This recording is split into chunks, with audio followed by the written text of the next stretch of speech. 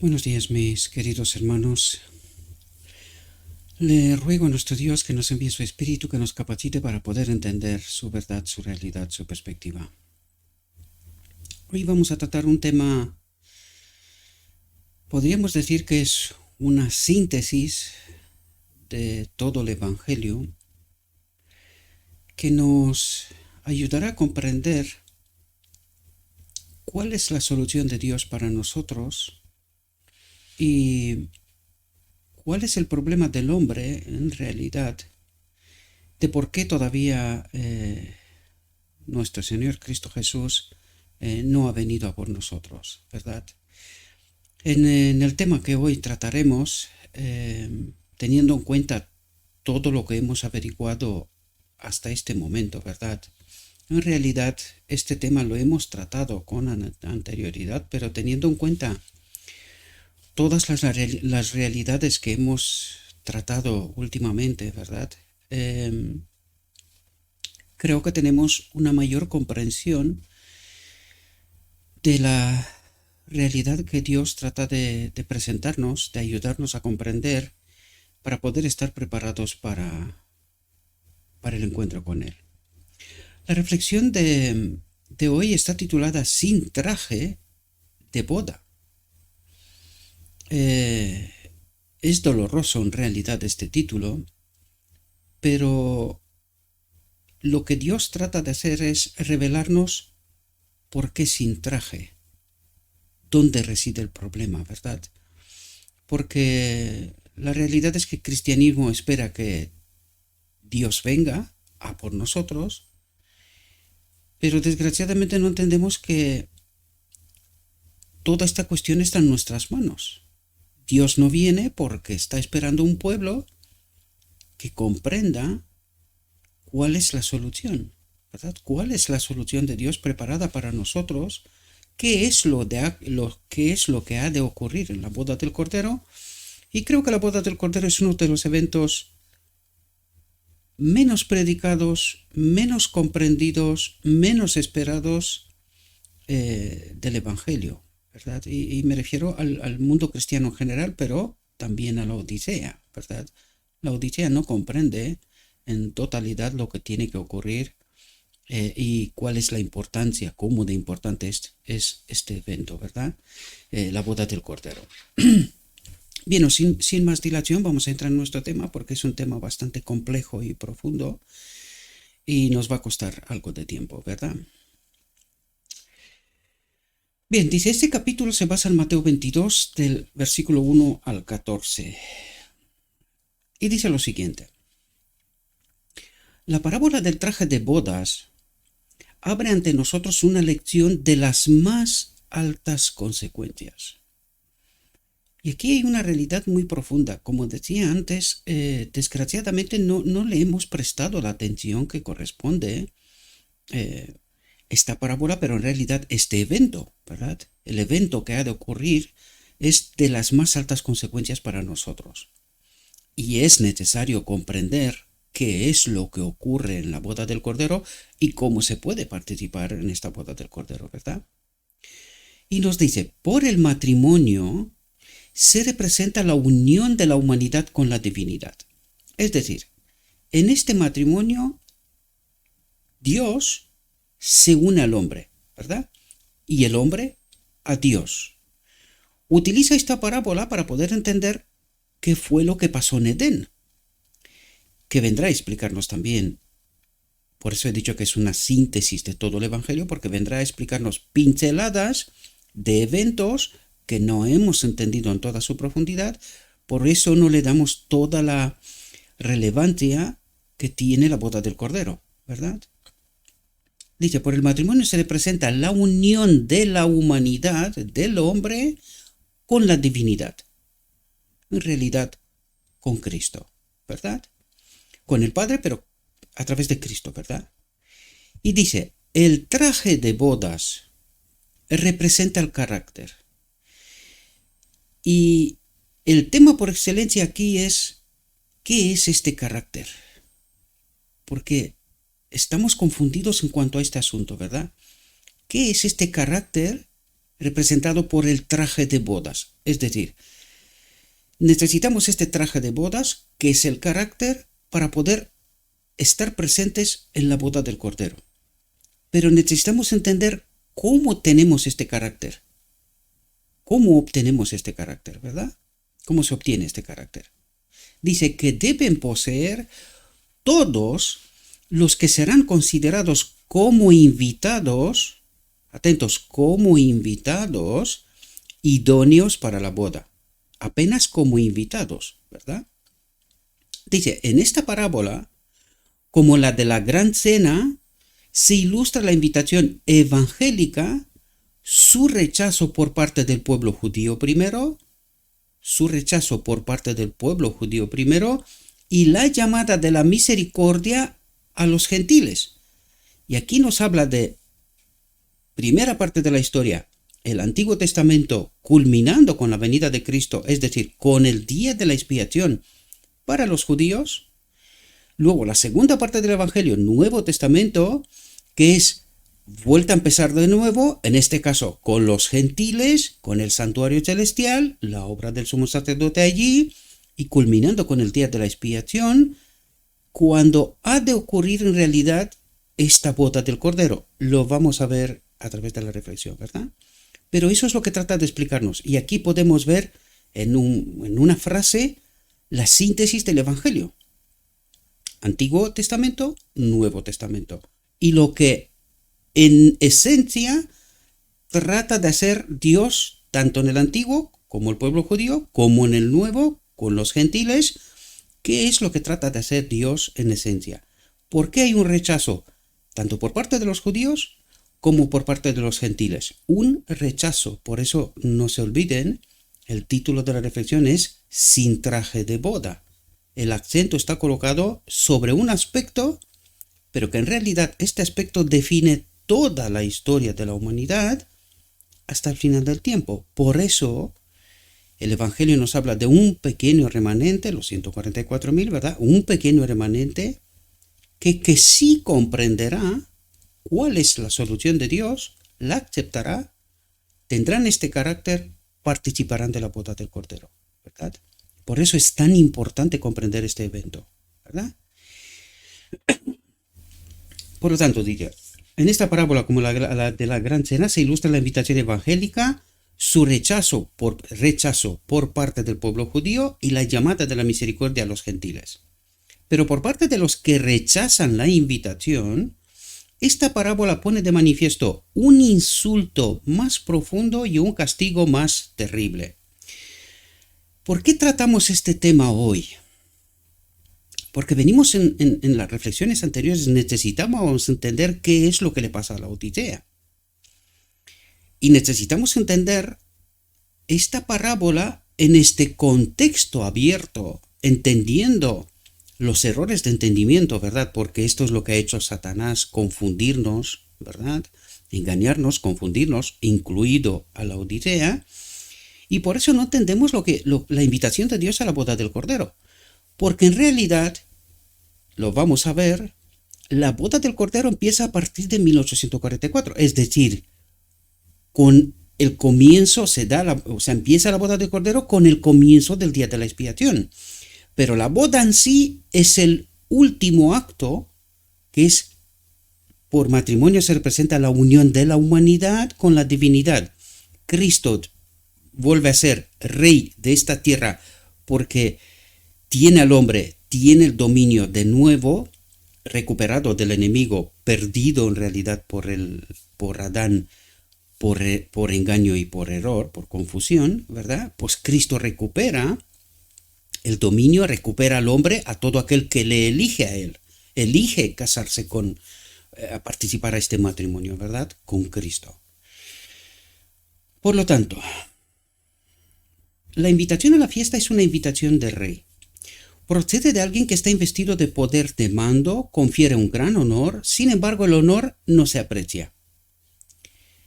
Y esto es lo que está ocurriendo. No logramos entender qué significa la boda del Cordero. El cristianismo, en términos generales hablando, no le presta demasiada importancia a este evento, pero en realidad es el evento más importante de toda la historia de la humanidad, y digo sí, más importante, incluso que el sacrificio de Cristo, siendo crucial, vital el sacrificio de Cristo. Pero si el sacrificio de Cristo está hecho y en la boda no participa nadie, ¿qué significado tiene? ¿Qué importancia tiene? Por lo tanto, la boda es un evento muy importante. ¿Dónde está la clave? En el hombre.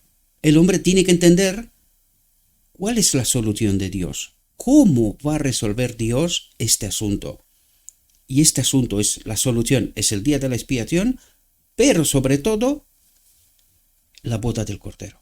El momento en cuando la obra de Cristo se termina, Él es instaurado como rey de esta tierra y como el hombre es unido de nuevo a Dios. Por esto es el evento más importante de toda la historia de la humanidad.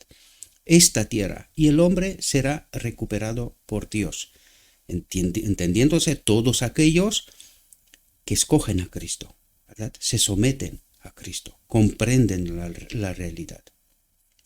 Sin embargo, el honor no se aprecia, la autoridad del rey es despreciada, mientras que la invitación del dueño de casa fue considerada con indiferencia, la del rey es recibida con insultos y asesinatos. Es decir, aquí nos habla de, primero, mientras que la invitación del dueño de casa fue considerada con indiferencia, hablando de los judíos, ¿verdad?, a través de los profetas, la del rey es recibida, es decir, la de Cristo mismo en su venida es recibida con insultos y asesinatos. Trataron a sus siervos, dice, a los profetas, ¿verdad?, con desprecio, utilizándolos despectivamente y matándolos, incluido a los discípulos, ¿verdad? Profetas y discípulos. Estamos hablando de la etapa del Antiguo Testamento y comienzo del Nuevo Testamento, ¿verdad?, hasta la venida de Cristo en esta tierra, primera venida, ¿verdad? De hecho, se explica el texto, ¿verdad?, pero es necesario comprender en profundidad. Probablemente hay quien no la comprenda bien, por eso no le damos la importancia que le corresponde. Por eso, perdonadme si me excedo en tratar de explicar este asunto, pero hay gente que necesita una mayor comprensión sobre el asunto, ¿verdad? Y no ser impacientes, ¿verdad? El dueño de casa, aquellos que conocen, quiero decir, que no seamos impacientes aquellos que sí conocemos un poco más de profundidad, pero hay gente que no la conoce. Y aquí estamos tratando de hablar para todo el cristianismo, ¿verdad? Todos necesitamos entender esta realidad. El dueño de casa, al ver despreciada su invitación, declaró que ninguno de los hombres invitados, atentos, ninguno de los hombres invitados debía probar su cena. Cuidado que la cena ocurre en el reino de Dios.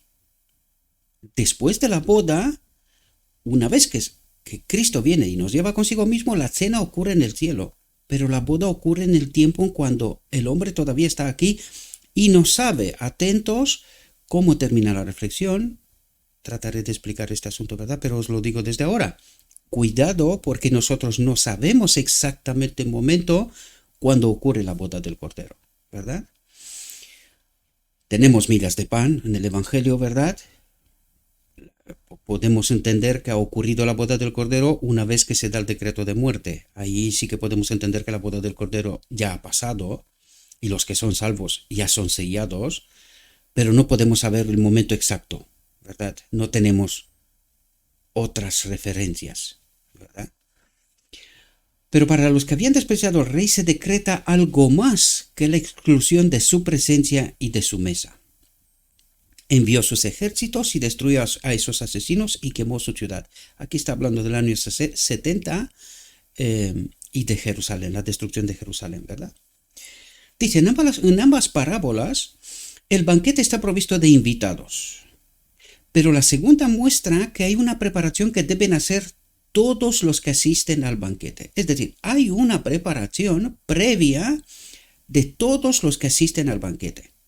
Dice, los que descuidan esta preparación son expulsados. Recuerden el día de la expiación, aquellos que no se preparaban para el día de la expiación eran expulsados del pueblo. Y esto es lo que trata de explicarnos. Los que descuidan esta preparación previa a la boda del Cordero son expulsados. Este es el juicio del investigador, en realidad, lo que entendemos por el día de la expiación. Y aquellos que no están preparados no serán sellados, no participan de la boda del Cordero, por lo tanto son expulsados del pueblo. Aunque en esta tierra seguirán yendo a la iglesia, estamos hablando de la iglesia militante, pero no serán parte de la iglesia triunfante, ¿verdad?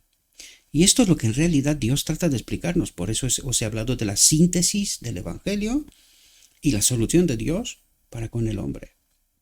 El rey entró a ver a los invitados y vio allí a un hombre que no tenía puesto el traje de bodas y le dijo: amigo, ¿cómo has entrado aquí sin traje de bodas? Y esto es sumamente importante. Cuando entendemos que el traje de bodas es un carácter, es el carácter, en realidad el Espíritu Profecía nos dice que es el carácter de Cristo, ¿verdad? ¿Cómo alguien, porque Dios dice, amigo, ¿cómo has entrado aquí sin traje de bodas? ¿Cómo has entrado aquí sin un carácter semejante al de Cristo, verdad? Lo entenderemos. Trato de explicaros en cada momento el entendimiento que se me ha dado hasta aquí, ¿verdad? Pero ya lo veremos a lo largo de la reflexión, que lo que os estoy contando es la realidad. Dice, y se quedó sin palabras. Entonces el rey dijo a los criados: atadles de pies y manos, llevadle y echadle a las tinieblas exteriores, allí será el llanto y el crujir de dientes. Dice, la convocatoria de la fiesta había sido hecha por los discípulos de Cristo. Dice, la convocatoria a la fiesta, cuidado, a los judíos, la convocatoria a la fiesta había sido hecha por los discípulos de Cristo. Está hablando de la primera parte del primer siglo. Recuerden que en el año 70, en realidad, el pueblo judío sella su sentencia con la muerte de Esteban. Y en el año 70 ocurre la destrucción, lo que nos dijo antes, ¿verdad? Por tanto, la convocatoria de la fiesta había sido hecha por los discípulos de Cristo. Nuestro Señor había enviado a los 12 y después a los 70, proclamando que el reino de Dios estaba cerca y llamando a los hombres a arrepentirse y creer en el Evangelio. Pero la llamada no fue atendida. Dice, los invitados a la fiesta no acudieron. Está hablando de los judíos. No acudieron a la fiesta. Ahora, necesitamos entender una realidad, porque lo que nos está diciendo aquí es tremendo, queridos. ¿Cuándo tenía que ocurrir la boda del Cordero? ¿Qué nos dice el texto? Estad atentos a este asunto. Lo he dicho en muchas ocasiones. El día de la expiación por los judíos fue la misma venida de Cristo. Y la invitación no fue atendida por los judíos. ¿Cuándo se tenía que terminar la historia de este mundo? Porque si la boda del Cordero es el último evento antes de la venida visible de Cristo, ¿verdad? Vengo a nuestra realidad ahora, ¿verdad? Pero en su realidad, Cristo ya estaba con ellos. ¿Comprendemos? Estemos atentos a este asunto, mis queridos hermanos, porque nosotros ni se nos ocurre que esto era una realidad, ¿verdad? Dice, pero la llamada no fue atendida, los invitados a la fiesta no acudieron.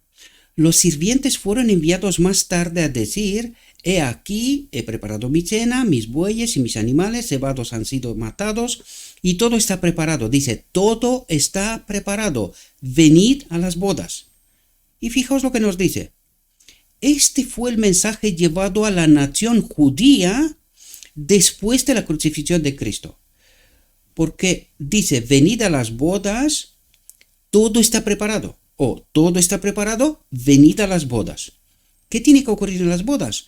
Cristo es instaurado como rey de esta tierra en lugar de Adán, porque Adán perdió este título cediendo el dominio de la tierra al enemigo bajo engaño, ¿verdad?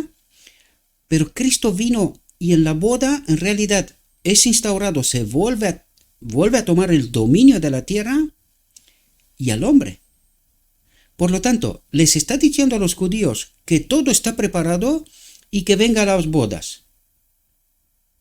¿Cuándo se tenía que terminar la historia de este mundo? ¿Comprendéis lo que está diciendo? Dice, este fue el mensaje llevado a la nación judía después de la crucifixión de Cristo. Es decir, todo está preparado, quiere decir, todo ha sido pagado, preparado para que el hombre sea unido de nuevo a Dios y que el dominio del hombre, porque ¿qué ocurre en la cruz? En la cruz, Cristo le quita el dominio a Satanás sobre la tierra y sobre el hombre, ¿verdad? Le demuestra que es un mentiroso, es un engañador. Por eso dice, después de la crucifixión de Cristo. Cuando estaba todo preparado, el enemigo ya fue vencido totalmente. Se quedó sin argumentos. El cielo mismo saltó de alegría, recuerden en aquel momento, ¿verdad? Porque el enemigo fue delatado, vencido. Este fue el mensaje llevado a la nación judía después de la crucifixión de Cristo. Atentos. Pero la nación que pretendía ser el pueblo peculiar de Dios, cuidado la Odisea, la nación que pretendía ser el pueblo peculiar de Dios, rechazó el evangelio que se les traía en el poder del Espíritu Santo. Y el Espíritu Santo es la clave, queridos. Este es el mayor problema del hombre. Este es el mayor problema del hombre. No comprende quién es el Espíritu Santo y cómo de importante es. Este es el problema. Lo veremos, no porque lo digo yo, ¿verdad? Dice, muchos lo hicieron de la manera más despectiva. Muchos lo hicieron de la manera más despectiva. Ahora, aquí hay una pregunta sumamente importante. ¿Por qué el pueblo judío rechaza a Cristo? ¿Por qué rechaza a Cristo? Cuando supuestamente lo estaban esperando. Estaban esperando al Mesías, ¿verdad? Pues Mesías vino y lo rechazaron. ¿Pero por qué? Porque su verdad estaba contaminada, queridos. ¿Qué tipo de Mesías estaban esperando ellos? ¿Qué es lo que estaban esperando ellos que haga el Mesías en la venida? ¿Cómo sería este Mesías? Y recuerden que el enemigo, muy astutamente, les escondió Isaías 53. Para ellos era anatema. No querrían saber nada del Isaías 53, que hablaba precisamente de quién era este Mesías, cómo había de venir, cómo era él. El enemigo muy astuto, ¿verdad? Ahora, ¿qué es lo que ha hecho el enemigo una vez que los judíos rechazaron a Cristo? Y Cristo en Pentecostés envió el Espíritu Santo, el otro consolador, la vida de la cual Él se despoja y nos la da a nosotros. ¿Qué es lo que hace el enemigo? La doctrina de la Trinidad, que durante toda la Edad Media ha perseguido a todos aquellos que no aceptaron la doctrina de la Trinidad. Cuidado, que ahora venimos en el marco de la Odisea. Necesitamos entender cuál es esa doctrina de los demonios de la cual nos hablan los apóstoles. Este es el vino de Babilonia, que es esta doctrina de la Trinidad, es el fundamento sobre el cual se asienta Babilonia toda su teología. Es decir, es el engaño mayor y que el enemigo ha perseguido a todos aquellos que no han adoptado, no han creído en esta doctrina. Por eso decimos, la Odisea, después de 1888, empezó con el panteísmo de Kellogg, y del panteísmo de Kellogg, el Kellogg mismo, se va directamente a la doctrina de la Trinidad. Y trata de implementar en medio de la Odisea este asunto. Han tardado casi 100 años, 1888, 1980. En el marco de este tiempo, este pueblo, confundido, infiltrado por medio de gente, han tratado de implementar la doctrina de la Trinidad. Cuando ves todos los pasos que se han dado, 1930, la década de los 30, se implementa sin un voto ni nada en los principios que habían sido quitados desde la muerte de la sierva en 1915, en 1930, 30, 31, 29, algo así, en estas fechas exactas, se implementa la doctrina de la Trinidad, se modifica la doctrina de la divinidad en el marco de la Odisea. En 1955, aproximadamente 50, se empieza a implementar la entrada en el ecumenismo. 1968, después del Vaticano II, porque vi este material presentado por un hermano al cual quiero agradecerle, ¿verdad? Porque desconocía exactamente este evento. 1968 tiene lugar el primer encuentro oficial entre la Odisea y Roma. Y este es el primer encuentro en el marco del ecumenismo, ¿verdad? 1968. 1980 se adopta oficialmente la doctrina de la Trinidad en el marco de la Odisea. Y esta es la caída, la confirmación de la caída también de la Odisea. Lo vimos en las reflexiones anteriores y esto es la doctrina de los demonios, de la cual nos habla el Nuevo Testamento. Esta es la doctrina de los demonios sobre la cual fundamenta toda su teología. Y en esta teología, en esta luz, supuestamente contaminada, ¿verdad? Esta luz contaminada es el enemigo de Dios que en la visión de los dos tronos nos dice que desde el trono del lugar santo reparte a todo el cristianismo. Los confunde. Esta es la realidad, por eso nosotros no entendemos quién es el Espíritu Santo, que viene a ser siendo, y lo vemos a lo largo de esta reflexión, la justicia de Cristo. La justicia de Cristo es esta vida de la cual Él se despoja, siendo uno igual a Dios, viene a la tierra como un ser humano y después de la crucifixión en Pentecostés nos envía el otro Consolador, su naturaleza divina, el Espíritu Santo, el Espíritu de Cristo, el Espíritu de Dios, nos lo envía a nosotros. Y esto es la justicia de Cristo. Con un estudio profundo de esta reflexión, deberíamos de entenderlo. Hemos venido, por eso os hablo que es una síntesis y por qué repasamos de nuevo esta reflexión, porque al tratar todo sobre la encarnación de Cristo y todo lo que ocurre, el significado que aquello tiene para nosotros, la caída de la Odisea, que ya lo vimos en las últimas reflexiones, ¿verdad?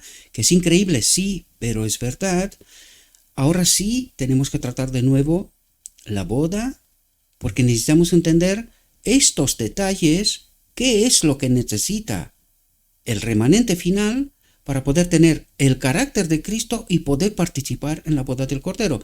Porque vais a ver que el carácter de Cristo no es más que la presencia de su Espíritu en este templo, en este caminar progresivo, y este caminar progresivo significa entendimiento de la verdad. En el día de la expiación, la purificación en el medio del pueblo significa descontaminar la verdad. Eso es lo que hacen los 144.000. Eso es lo que hicieron la primera generación, culminando desgraciadamente con el rechazo de la justicia de Cristo del Espíritu Santo en 1888. Y esto ha provocado el caminar hacia Egipto, culminando con la doctrina de la Trinidad, o entrando en el ecumenismo, ¿verdad?, adoptando la doctrina de la Trinidad, y la caída de la Odisea también, ¿verdad?, como el último muro en este camino del enemigo, ¿verdad?, sobre esta tierra. Sin embargo, Dios espera una última generación y en esta última generación coloca todo el peso de la historia. Esta última generación ha de demostrar que teniendo el carácter de Cristo, teniendo el Espíritu de Dios, la ley de Dios en este templo, que es lo que en realidad rechazó el enemigo en el cielo, diciendo que no es bueno, ¿verdad? Pues esta última generación, teniendo el carácter de Cristo, la verdad descontaminada, participa en la boda del Cordero, es unido en plenitud al Espíritu de Cristo, de Dios, entiendas así, ¿verdad? Y son llevados al reino de Dios en la segunda venida visible de Cristo. Todo lo que acabo de deciros lo vamos a estudiar en el marco de esta reflexión. Por eso os lo he dicho desde ahora, necesitamos prestar toda la atención, porque esta reflexión es la síntesis de todo el Evangelio. Esto es lo que he tratado de explicaros en estos momentos. Por lo tanto, muchos lo hicieron de la manera más despectiva. estamos con los judíos, ¿verdad? Otros estaban tan exasperados por la oferta de salvación, la oferta de perdón, por rechazar al Señor de la gloria, que se volvieron contra los portadores del mensaje. Aquí vamos a ver, Esteban Santiago, ¿verdad? Culmina la invitación a los judíos con la muerte de Esteban y Santiago. Dice que se volvieron contra los portadores del mensaje, hubo una gran persecución de los mensajeros de Dios, ¿verdad? Los discípulos de Cristo, los discípulos y los 70, nos lo dijo antes, ¿verdad? Muchos hombres y mujeres fueron encarcelados y algunos de los mensajeros del Señor, como Esteban y Santiago, fueron condenados a muerte.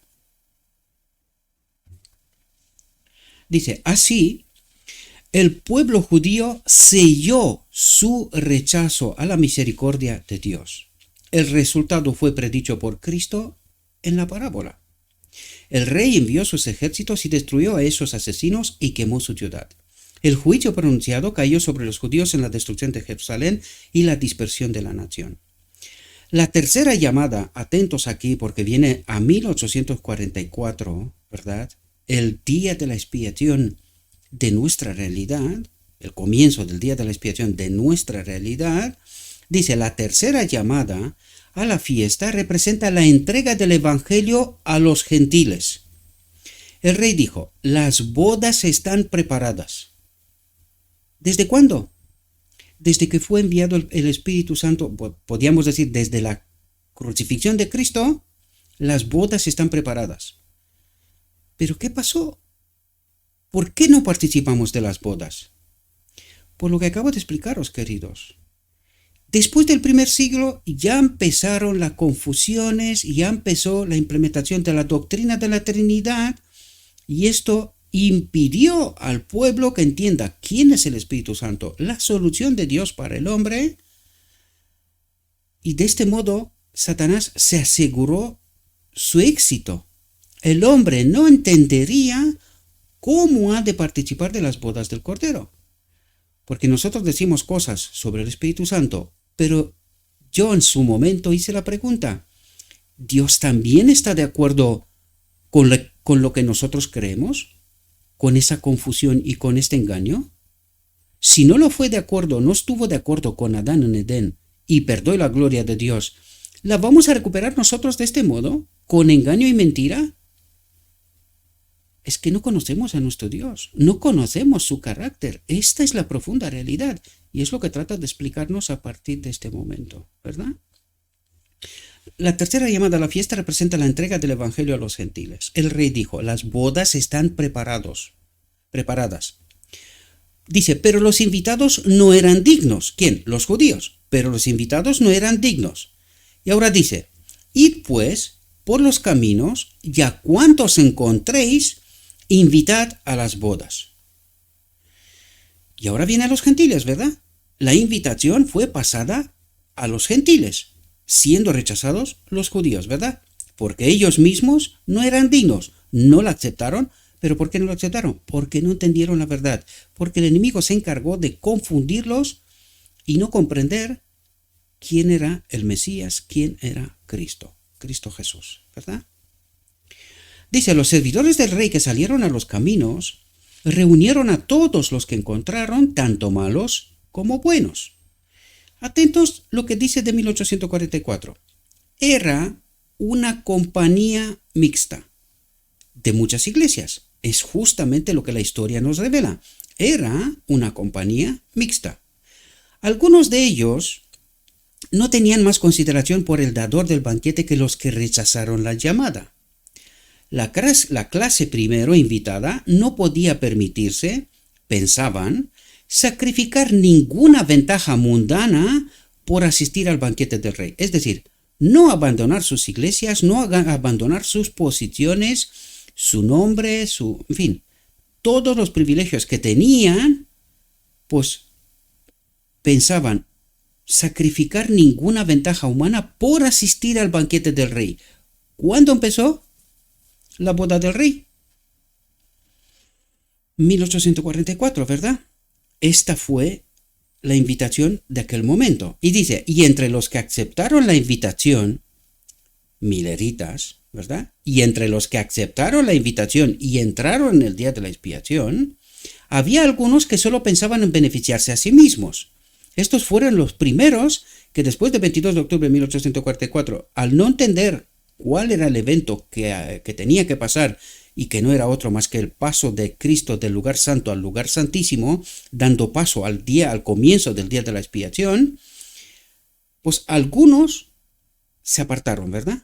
Venían a compartir las provisiones del banquete, pero no tenían ningún deseo de honrar al rey.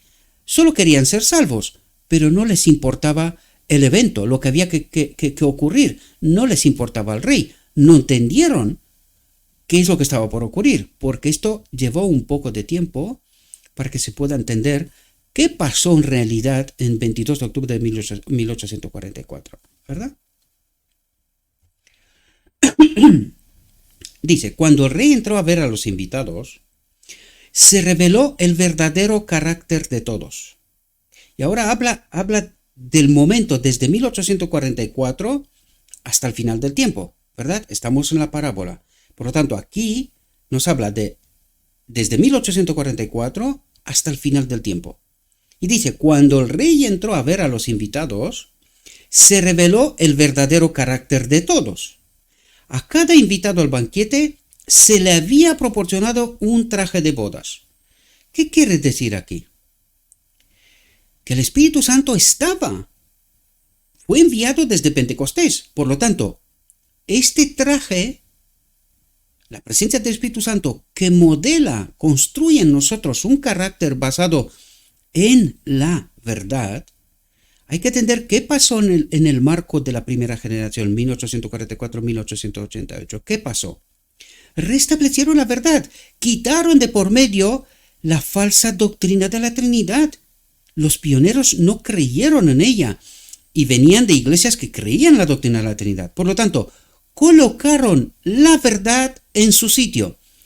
Pero, desgraciadamente, se descuidaron, el enemigo obró, porque él no duerme nunca, ¿verdad? Y cuando llegó el momento de 1888, para que pueda recibir el mensaje, Cristo nuestra justicia, ¿quién es nuestra justicia? ¿Y cuál es la justicia de Cristo en realidad? Es esta vida de la cual Él se despoja, es el precio por el pecado, pero también es la solución de Dios para nosotros, porque es el propósito eterno de Dios, que Él habite en todo ser creado, siendo un templo para Dios, ¿verdad? Cuando se dio el mensaje en 1888, Cristo nuestra justicia, que no viene más que la vida que Cristo intercambia con nosotros. Él se despoja de esta vida uno igual a Dios y nos la da a nosotros porque la perdimos en Edén a través del primer Adán, ¿verdad? Pues eso es lo que hace el segundo Adán. ¿Qué hicimos? Rechazamos esta invitación. Y la sierva nos dijo en aquel momento, hemos rechazado al Espíritu Santo, que es Cristo nuestra justicia, que es esta vida de la cual se despoja y nos la da a nosotros, que es esta vida que forma en nosotros un carácter, lo veremos a través de la reflexión, ¿verdad? ¿Qué hicimos en 1888? Rechazamos la invitación a la boda, al unirnos con Cristo en realidad. Y a partir de aquel momento empieza el caminar hacia Egipto. También nos lo dijo la sierva, nos lo dijo Dios en realidad, a través de la sierva. Esto fue lo que hicimos en realidad, y esto es lo que vamos a entender. Dice, a cada invitado al banquete se le había proporcionado un traje de boda, es decir, acceso al Espíritu Santo. ¿Cómo? A través de la verdad. Eso es lo que trata de explicar aquí. Dice, este traje era un regalo del rey, un regalo. Cristo se despoja de su vida, viene siendo el otro consolador, el Espíritu Santo, que nos ha sido regalado a nosotros, ¿verdad? Dice, al llevarlo, los invitados mostraban su respeto por el dador del banquete. Atentos. Pero un hombre estaba vestido con su traje de ciudadano común. Traje de ciudadano común de este mundo, ¿verdad? Se había negado a hacer la preparación requerida por el rey. el traje que se le había proporcionado a un gran costo. ¿Cuál es este gran costo? La vida de la cual Cristo se despoja y nos la da a nosotros. Este Hijo Dios ya no lo tiene, uno igual a Él. Por eso el Evangelio nos dice el único Dios verdadero, porque el Padre se queda único, solo en su especie. Y esto es lo que el Evangelio trata de revelarnos. Por esto la doctrina de la Trinidad es un falso como el Everest de grande. Y este es el método por el cual el enemigo nos tiene engañados. Por eso no podemos participar de la boda del Cordero. Esta es la doctrina de los demonios de la cual nos habla el Nuevo Testamento, los apóstoles, los discípulos, ¿verdad? Se había negado a hacer la preparación requerida por el rey. El traje que se le había proporcionado a un gran costo, dice, no lo quiso usar. Así insultó a su Señor. No lo quiso usar, así insultó a su Señor. Aquí se puede entender la Odisea. No lo quiso usar. 1888. Así insultó a su Señor. ¿Qué dijo la sierva que pasó en 1888? Que hemos insultado a Cristo, al Espíritu Santo. ¿Está en la parábola? A la pregunta del rey, ¿cómo has entrado aquí sin traje de bodas? No pudo responder nada, se autocondenó. ¿Quién es la iglesia militante? Esta es la iglesia militante, queridos. Dice, ¿cómo has entrado aquí sin traje de bodas? ¿Cómo estás tú en la Odisea sin el Espíritu Santo? Y recuerden el mensaje dirigido a la iglesia de la Odisea. Y le dice, y tú no sabes. Tú crees, pero no sabes. Pues aquí está. No pudo responder nada, se autocondenó. Esta es la iglesia militante. La que no está conectada con la justicia de Cristo, con el Espíritu Santo, porque cree un engaño. Entonces el rey dijo, atadlo de pies y manos, lleváoslo y echadlo a las tinieblas. Aquí he colocado un texto de primeros escritos porque necesitábamos entender cuándo empieza la boda del Cordero, ¿verdad? Tengo un amigo en el canal que me está diciendo que la boda del Cordero empezó y tal. Sí, el marco la invitación a la boda del Cordero empezó en 1844, pero la boda del Cordero no ha tenido lugar. La boda del Cordero tiene lugar con el decreto divino, con la aprobación de Dios de que los que están en la boda, invitados, tienen el carácter de Cristo, tienen la justicia de Cristo, tienen el Espíritu Santo, el Espíritu de Cristo, el Espíritu de Dios. Esto es la clave, y esto es lo que necesita entender la Odisea, esto es lo que necesita entender la iglesia triunfante. ¿Cuándo empezó la boda del Cordero? Atentos. Los que se levantaron cuando se levantó, es texto de primeros escritos, está la imagen de fondo, es un texto traído para mayor entendimiento, ¿verdad? Los que se levantaron cuando se levantó Jesús, tenían los ojos fijos en él mientras se alejaba del trono y los conducía un trecho. Y dice, alzó entonces su brazo derecho y oímos su hermosa voz decir, ¿qué dice? Aguardad aquí, voy a mi Padre para recibir el reino, es decir, en este momento es el paso del lugar santo al lugar santísimo. ¿Dónde estaba el Padre? El primero que pasó al lugar santísimo fue el Padre y se sentó sobre el trono, ¿verdad? Por lo tanto, aguardad aquí, donde delante de la tienda del lugar santísimo, ¿verdad? En el día de la expiación, aguardad aquí, voy a mi Padre para recibir el reino. Pero ¿cuándo recibe el reino? ¿Cuándo ocurre realmente la boda del Cordero? En el decreto divino. Ahí es cuando es el último acto antes de que Cristo salga del lugar santísimo. Ahí es cuando ocurre, de hecho, Cristo recibe el reino, Cristo se une con el hombre, ¿verdad? Aguardad aquí, voy a mi Padre para recibir el reino y atentos lo que dice, mantened vuestras vestiduras inmaculadas. ¿Qué significa esto? Permaneced en la verdad. Formen el carácter que necesitáis. Llénense del Espíritu. todo lo que os estoy diciendo está estrechamente ligado, ¿verdad? Y nos lo dice, nos lo confirma tanto el Evangelio como el Espíritu de profecía. ¿Cómo somos llenados del Espíritu Santo? En este caminar progresivo, en entendimiento de la verdad, de conocer a Cristo, ¿verdad? Es así como somos llenados del Espíritu Santo. ¿Y cuál es la obra del Espíritu Santo? Purificar nuestra mente, ¿verdad? Formar este carácter semejante a Jesús, sin engaño, sin mentira. Cristo mismo dijo, no hay nada en mí de este mundo, ¿verdad? ¿A qué hacía referencia? A un carácter puro, sin contaminar. Pues esta es la clave y esto es lo que trato de explicaros para que podamos entender qué es lo que espera Dios de nosotros, cuál es esta preparación previa para poder acudir a la boda del Cordero, ¿verdad? Y recibir la aprobación de Dios, el decreto divino, la plenitud del Espíritu en cuanto a nuestra especie, ¿verdad? Humana, ¿no?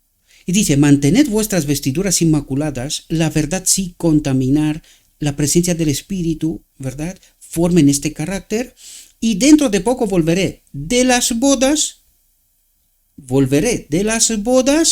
y os recibiré a mí mismo. Por lo tanto, las bodas ocurren antes de la venida visible de Cristo. Es lo que el Espíritu Profecía nos habla. No hay muchos textos, pero nosotros en este ministerio lo hemos tratado, este tema. La venida silenciosa de Cristo es en la boda del Cordero cuando el hombre es unido con la naturaleza divina, con el Espíritu de Cristo, ¿verdad? Es allí donde ocurre la boda. Es allí donde su pueblo recibe la recompensa, por decirlo de algún modo, lo dice el Evangelio y lo formulo así, ¿verdad? Y apenas después viene Cristo en la venida visible en la nube de los cielos. Bien, entendido esto, sigamos. Volvemos a la reflexión, sin traje de boda. Atentos a lo que ocurre. Dice, el examen del rey, porque ahora estamos justo previo a este momento de preparación especial para poder acudir a la boda del Cordero, ¿verdad? Y estamos hablando del día de la expiación, estamos hablando de nuestra realidad desde 1844 hasta hoy, o hasta la venida de Cristo, mejor dicho, ¿verdad? Y vamos a ver en qué consiste esta preparación, de qué está hablando, ¿verdad? ¿Qué es ese carácter? ¿Qué es ese traje? ¿Qué es ese manto inmaculado? ¿De qué nos está hablando? ¿Qué es esa metáfora? ¿Qué trata de explicarnos? Y dice, el examen del rey a los invitados a la fiesta representa una obra de juicio, ¿verdad? Están mirando nuestro carácter. ¿Está formado a la semejanza de Cristo? ¿Creemos engaño? ¿Estamos guiados por engaño y mentira? ¿O hemos entendido la verdad para poder acudir a la boda del Cordero y ser llenados del Espíritu Santo y acudir a la boda del Cordero? Dice, los invitados al banquete evangélico son aquellos que profesan servir a Dios, aquellos cuyos nombres están escritos en el libro de la vida. Atentos, dice, pero no todos los que profesan ser cristianos son verdaderos discípulos. La invitación está extendida a todo el mundo, pero no todos los que profesan ser cristianos, no todos los que están en la iglesia, y ahí es donde se entiende iglesia militante, iglesia triunfante, no todos los que profesan ser cristianos son verdaderos discípulos. Dice, antes de que se dé la recompensa final, antes de que ocurra el decreto divino, antes de que ocurra la boda, ¿verdad? Hay que decidir quiénes son aptos para compartir la herencia de los justos. Dice, esta decisión debe tomarse antes de la segunda venida de Cristo en la nube de los cielos. ¿Cuándo se toma esta decisión? En la boda del Cordero. Esta decisión debe tomarse antes de la segunda venida de Cristo en la nube de los cielos. Este es el decreto divino, la aprobación del Padre, ¿verdad? Sellados para la eternidad. Antes de la segunda venida de Cristo en la nube de los cielos, viene siendo la venida invisible de Cristo, ¿verdad? Porque es su espíritu en este templo. Esta es la venida invisible, su espíritu en este templo, sellados, ¿verdad? Dice, pero cuando venga, su recompensa estará con él para dar a cada uno según su obra. ¿Su recompensa de qué está hablando aquí? Aquí está hablando de la boda del Cordero, queridos, no de la segunda visible. No, la recompensa es en la boda del Cordero. Y dice, pero cuando venga en esta venida invisible, silenciosa, en la boda del Cordero, su recompensa estará con él. ¿Cuál es la recompensa? Se nos da esta vida de la cual él se ha despojado y la recibimos en este templo. Y el Padre da su aprobación. Sí, tiene un carácter semejante a Cristo, ¿verdad? Su recompensa estará con él para dar a cada uno según su obra. ¿Comprendemos? Dice, antes de su venida, pues, se habrá determinado el carácter de la obra de cada hombre, y a cada uno de los seguidores de Cristo se le habrá repartido la recompensa. Ha sido llenado, sellado por el Espíritu Santo, por el Espíritu de Dios, según sus obras. ¿Con quién hemos obrado? ¿Conforme a qué?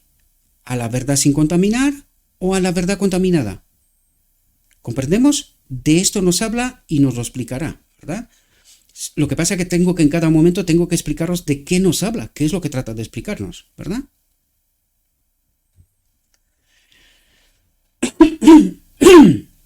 Dice,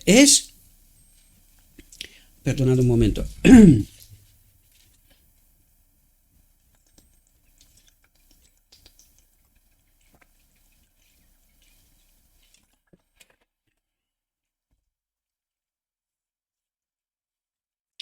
Es mientras los hombres aún moran en la tierra que la obra del juicio investigador tiene lugar en los tribunales del cielo. Es decir, los hombres todavía están en la tierra, mientras en el cielo se hace esta obra de investigación, ¿verdad? Y se le da la aceptación. Entrarán en la boda, participarán de la boda, ¿verdad? Las vidas de todos los que profesan ser seguidores de Dios pasan a revisión ante Él. Todos son examinados de acuerdo con el registro de los libros del cielo. Y de acuerdo con sus obras, se fija el destino de cada uno para siempre. Y cuando dice de acuerdo con sus obras, necesitamos entender cómo obró Cristo.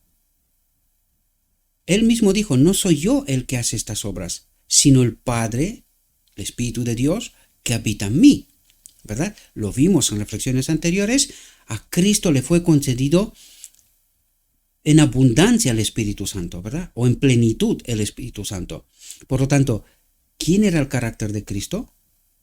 El Padre en él, el Espíritu de Dios en él, ¿verdad? Esta vida de la cual él se despoja, uno igual a Dios, y como hombre recibe este Espíritu, ¿verdad? Como hombre. Necesitamos entender esto, porque esta es la solución de Dios, demostrada a través del hombre Cristo Jesús, y es la solución que ha de ser para nosotros también, ¿verdad? No puede ser que él trate de demostrar ser modelo con algo que no nos es dado a nosotros también, ¿verdad? Por lo tanto, a partir de Pentecostés, el Espíritu Santo es puesto a nuestra disposición.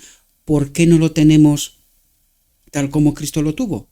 Por culpa del engaño, por la doctrina de los demonios, ¿verdad? Esta es la clave. No es que lo digo yo, una investigación seria del Evangelio nos revela esta realidad, y aquí también lo vamos a ver, ¿verdad? El traje de bodas de la parábola, dice, representa, atentos, el carácter puro y sin mancha que poseerán los verdaderos seguidores de Cristo. ¿Qué es este carácter puro sin mancha? Es el Espíritu Santo, que lo tenemos gracias a la verdad pura sin contaminar. Ese es el carácter puro sin mancha. Eso es lo que decía Cristo. No hay nada de este mundo en mí, ningún engaño, ninguna mentira. Por lo tanto, el enemigo de Dios no tiene poder sobre mí. ¿Por qué? Porque yo voy con un escrito está. Nos lo revela el Evangelio, ¿verdad? ¿Qué es lo que qué es lo que necesitamos tener nosotros? La verdad pura sin contaminar, que también es la misma presencia del Espíritu. Es que cuando tenemos la verdad, nos llenamos del Espíritu, nos acompaña el Espíritu, ¿verdad? Pues este es el carácter puro sin mancha que poseerán los verdaderos seguidores de Cristo. Los 144.000, la iglesia triunfante. Los verdaderos seguidores de Cristo. Seguidores de Cristo hay muchos. Pero que tengan la verdad pura sin contaminar y al mismo tiempo la presencia del Espíritu, no lo tiene todos. ¿Por qué? Pues necesitamos entender por qué ha caído la Odisea. Os lo acabo de explicar. Porque durante los casi últimos 100 años, los 90 años después de 1888, ¿qué han peleado para implementar en medio de este pueblo? La doctrina de la Trinidad. ¿Por qué querían la doctrina de la Trinidad? Porque querían ser reconocidos. ¿Por qué están en el marco del ecumenismo? Por esto mismo, para dejar de que sean vistos como secta y que sean tratados como iglesia, que participen del clero, que viene, ya lo hablamos en estas reflexiones anteriores, no solamente adoptamos el mensaje, sino también la institución, la forma, la organización. Y eso es lo que decía la sierva, se hará nueva institución, se escribirán libros de otra filosofía, otro entendimiento, otro evangelio, en realidad. Por eso os digo yo que esto es muy complejo, hay mucho que hablar y de hecho la reflexión de hoy no va a ser corta, ¿verdad? Pero necesitamos entender, a medida que profundizamos y formamos este carácter puro sin mancha, tratamos de entender la verdad sin contaminar, porque esto es lo que necesita los 144.000, la última generación, el remanente final, la iglesia triunfante, lo que necesita es la verdad pura sin mancha. Es así como se forma este carácter que necesitamos, ¿verdad? Dice, a la iglesia se le da que se vista de lino fino, limpio y blanco. ¿Y qué es esto? Pues justamente lo que acabo de explicaros. La verdad pura sin contaminar, esto es lo que hicieron la primera generación, pero cometieron el error de 1888 al rechazar el último mensaje, Cristo nuestra justicia, ¿verdad? Pues a la iglesia se le da que se vista de lino fino, limpio y blanco. ¿Qué es la verdad pura sin contaminar? A través de la verdad somos llenos del Espíritu Santo, formamos el carácter, acudimos a la boda del Cordero. De esto nos está hablando, ¿verdad? Y dice, que no tenga mancha, ni arruga, ni cosa semejante. ¿De qué nos está hablando? De la verdad pura sin contaminar. Porque nosotros no podemos hacer una elección a favor de Dios, no podemos glorificar a Dios más que de la misma manera que lo hizo Cristo. Así está escrito, así dice Jehová. ¿Y esto qué significa? Mancha, ni arruga, ni cosa semejante, verdad pura sin contaminar. ¿Y qué es lo que viene a ser la doctrina de la Trinidad? Manchar, arrugar, contaminar la verdad. Y podemos formar un carácter y podemos tener el Espíritu Santo con verdades contaminadas. Pues no fue así como se separó Adán en Edén, con verdades contaminadas. Dios es amor, no morirás. ¿Comprendéis? Y al final del tiempo, con este mismo mensaje, ¿seremos unidos a la boda del Cordero con Cristo? No puede ser. Necesitamos entender esto, pero ya, ¿verdad? Ya, ¿por qué? Porque también tenemos que predicarlo al mundo, ¿verdad? Dice, el lino fino, dice la Escritura, es la justicia de los santos. ¿Y cuál es la justicia de los santos? ¿Cuál es el mensaje de 1888? Cristo nuestra justicia. ¿Y qué significa esto? ¿Cuándo empezamos nosotros a entender la verdad? Cuando se nos dio el Espíritu Profecía. A partir de 1888 la sierva se pone a escribir como si no hay un mañana, ¿verdad? ¿Por qué? Porque Dios esperaba una generación, esta, que pueda entender la verdad, que pueda glorificar a Dios, ¿verdad? Y que se termine de una vez la historia de este mundo, que ocurra la boda del Cordero y que Cristo pueda abandonar el lugar santísimo, ¿verdad? Por lo tanto, el lino fino, dice la Escritura, es la justicia de los santos. ¿Quién es nuestra justicia? Cristo. Más concretamente, es su Espíritu en nosotros, ¿verdad? Que forma un carácter semejante a Cristo. Por lo tanto, ¿entendéis de lo que nos está diciendo? ¿Qué significa esta metáfora? Dice, es la justicia de Cristo, atentos, su propio carácter sin mancha. ¿Cuál fue el carácter de Cristo? No soy yo el que hace estas obras, sino el Padre que habita en mí. Al hombre Cristo Jesús se le dio el Espíritu Santo y este fue su carácter, esta fue su justicia. ¿Ahora lo entendéis? Es la justicia de Cristo, su propio carácter sin mancha. ¿Comprendéis?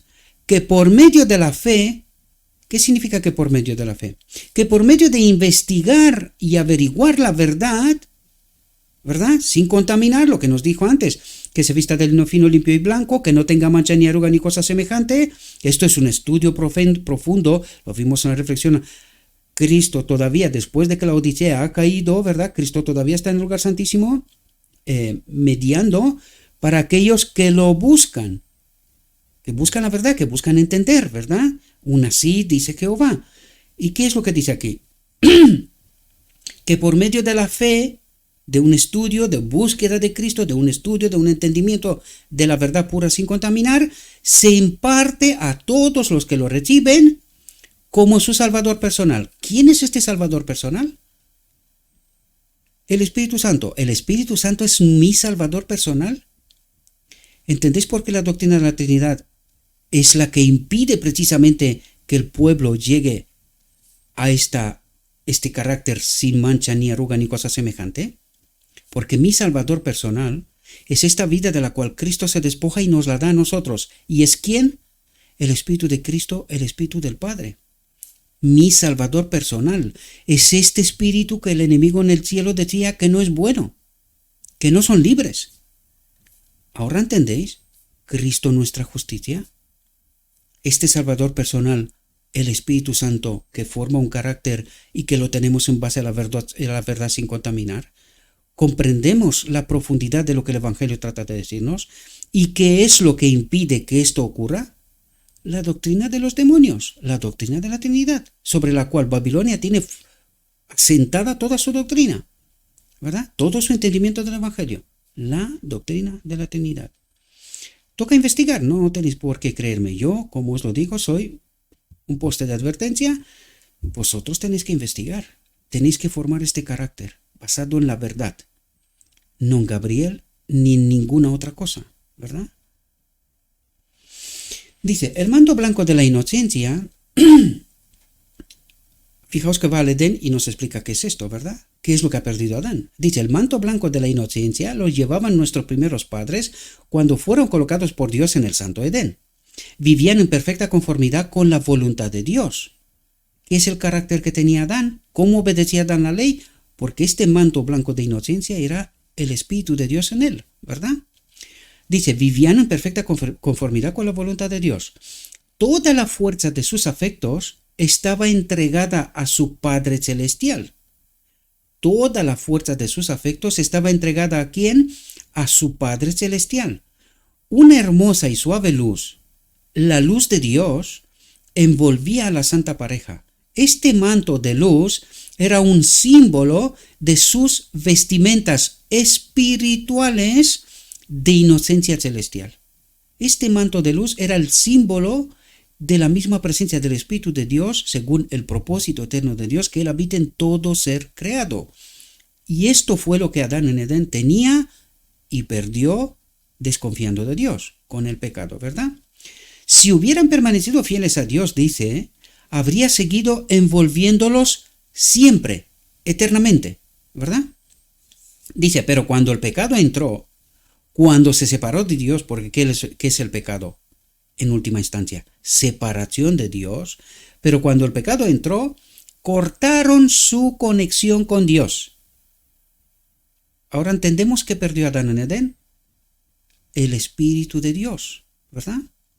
Y la luz que los había rodeado se fue. Desnudos y avergonzados, trataron de suplir el lugar de las vestiduras celestiales cosiendo hojas de higuera para cubrirse. Esto es lo que han hecho transgresores de la ley de Dios desde el día de la desobediencia de Adán y Eva. Han cosido hojas de higuera para cubrir la desnudez causada por la transgresión. Aquí hay mucho que decir. Es todo este falso evangelio, ¿verdad? Es toda esta inspiración del mundo, del enemigo, ¿verdad? Dice, se han vestido con ropas de su propia invención. Ropas de su propia invención, con su propio evangelio. Y esto es lo que viene a hacer precisamente el enemigo, engañándonos, confundiéndonos constantemente. En el caso de los judíos, tapando Isaías 53, explicando quién es el Mesías y cómo había de venir, qué es lo que había de pasar. Y en nuestro caso, confundiéndonos con la doctrina de la Trinidad para que no sepamos ¿Quién es la solución de Dios que nos fue enviada en Pentecostés? ¿Quién es esta justicia de Cristo, su vida de la cual se despoja y nos la da a nosotros? Hace el intercambio, ¿verdad? Y es así como nos tienen engañados. Esta es la doctrina de los demonios. La doctrina de la Trinidad, de este modo se suplanta Él bajo el amparo del Espíritu Santo, y es así como adoramos a un falso Dios. Y vuelvo a preguntar, ¿Dios también está de acuerdo con esto? Tenemos un así, dice Jehová, y necesitamos entenderlo. Esto hará la diferencia entre la iglesia militante y la iglesia triunfante. La verdad pura sin contaminar. Se han vestido con ropas de su propia invención, con obras propias, han tratado de cubrir sus pecados y hacerse aceptables ante Dios. Hacerse aceptables ante Dios. Y no que sea Cristo el que nos hace aceptables ante el Padre, ¿verdad? Dice, pero esto nunca podrán hacerlo. Nada puede inventar el hombre para suplir el lugar de su perdido manto de inocencia. Ningún vestido de hoja de higuera, ningún vestido de ciudadano mundano, dice, puede ser usado por aquellos que se sientan con Cristo y los ángeles en la cena de las bodas del Cordero. En la cena de las bodas del Cordero es en el cielo, ¿verdad? Dice, solo la cubierta, atentos, solo la cubierta, ¿quién es la cubierta? El Espíritu de Dios o el Espíritu Santo, ¿verdad? Atentos a lo que dice, solo la cubierta que Cristo mismo ha provisto. ¿Cuándo? En la encarnación, Él se despoja de su vida uno igual a Dios y nos la da a nosotros. ¿Cuándo? En Pentecostés. Solo la cubierta que Cristo mismo ha provisto puede hacernos aptos para aparecer en la presencia de Dios. Esta cubierta, el manto de su propia justicia, ¿cuál es la justicia de Cristo? La justicia de Cristo es que Él renuncia a ser uno igual a Dios, se despoja de esta vida y nos la envía a nosotros. Esta es la justicia de Cristo y que ocurre en la encarnación. O empieza en la encarnación y culmina en la cruz, quitándole el dominio al enemigo de Dios, ¿verdad? Atentos a lo que dice. El manto de su propia justicia la pondrá Cristo sobre toda alma creyente arrepentida. ¿Arrepentida de qué? ¿De qué? De haber creído al enemigo. De haber creído estos engaños que el enemigo ha introducido en medio de los cristianos, del hombre, para que no pueda participar de la boda del Cordero, para que no pueda tener este manto de su propia justicia. ¿Comprendemos? Te aconsejo, dice, que me compres vestiduras blancas para que estés vestido y no aparezca la vergüenza de tu desnudez. Apocalipsis 3:18, mensaje de la Odisea, ¿verdad? Fijaos, esta túnica, tejida en el telar del cielo, no tiene ni un solo hilo de la invención humana. Es decir, es la naturaleza de Dios.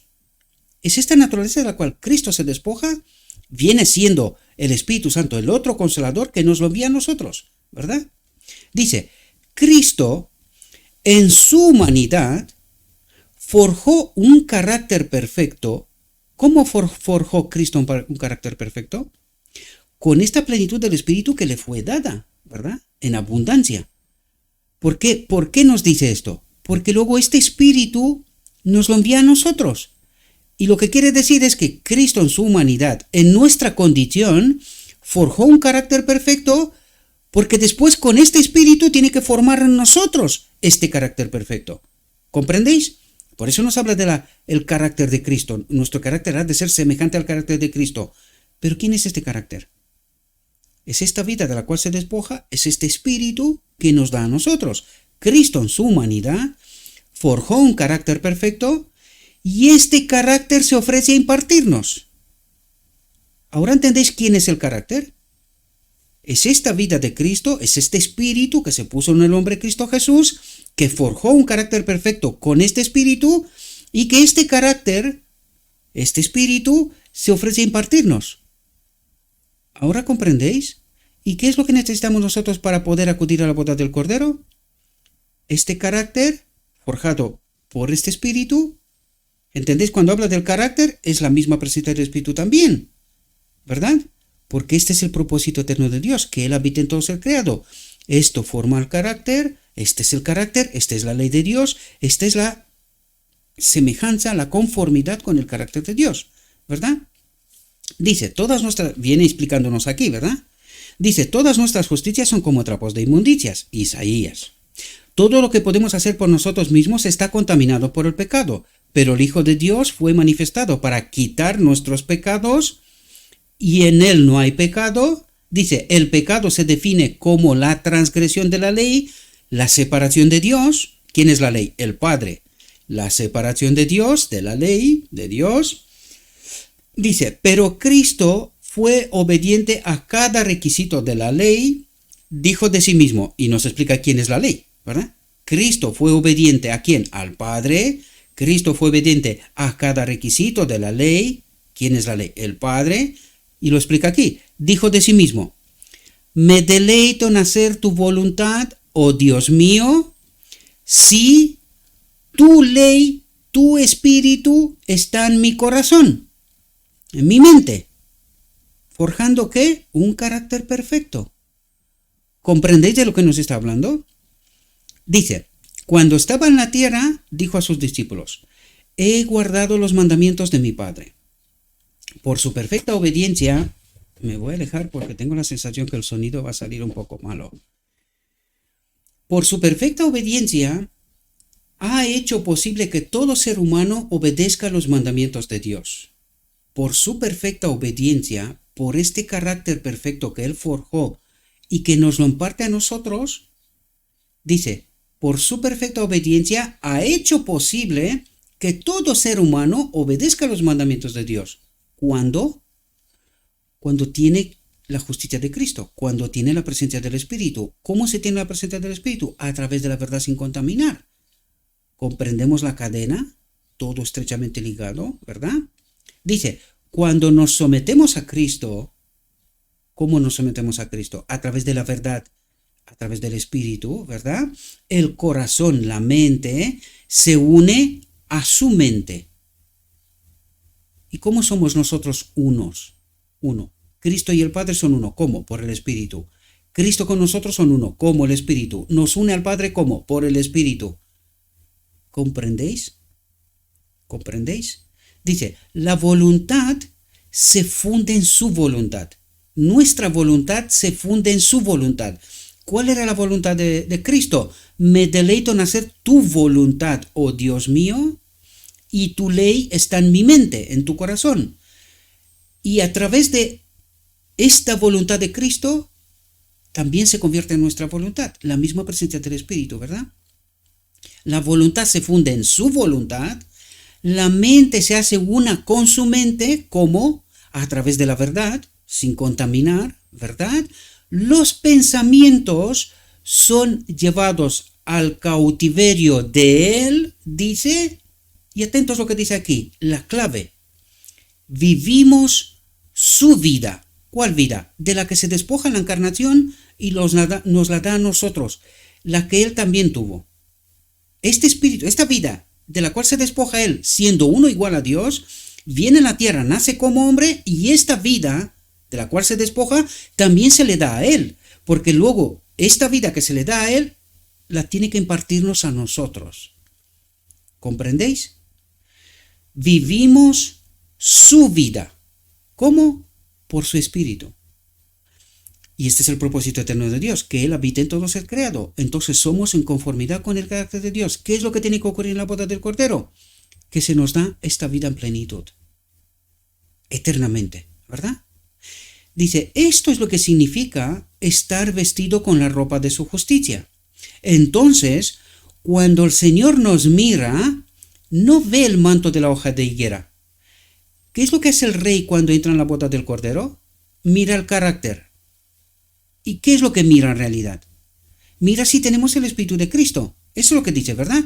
La verdad sin contaminar, el carácter formado en base de esta verdad, y así tenemos el Espíritu.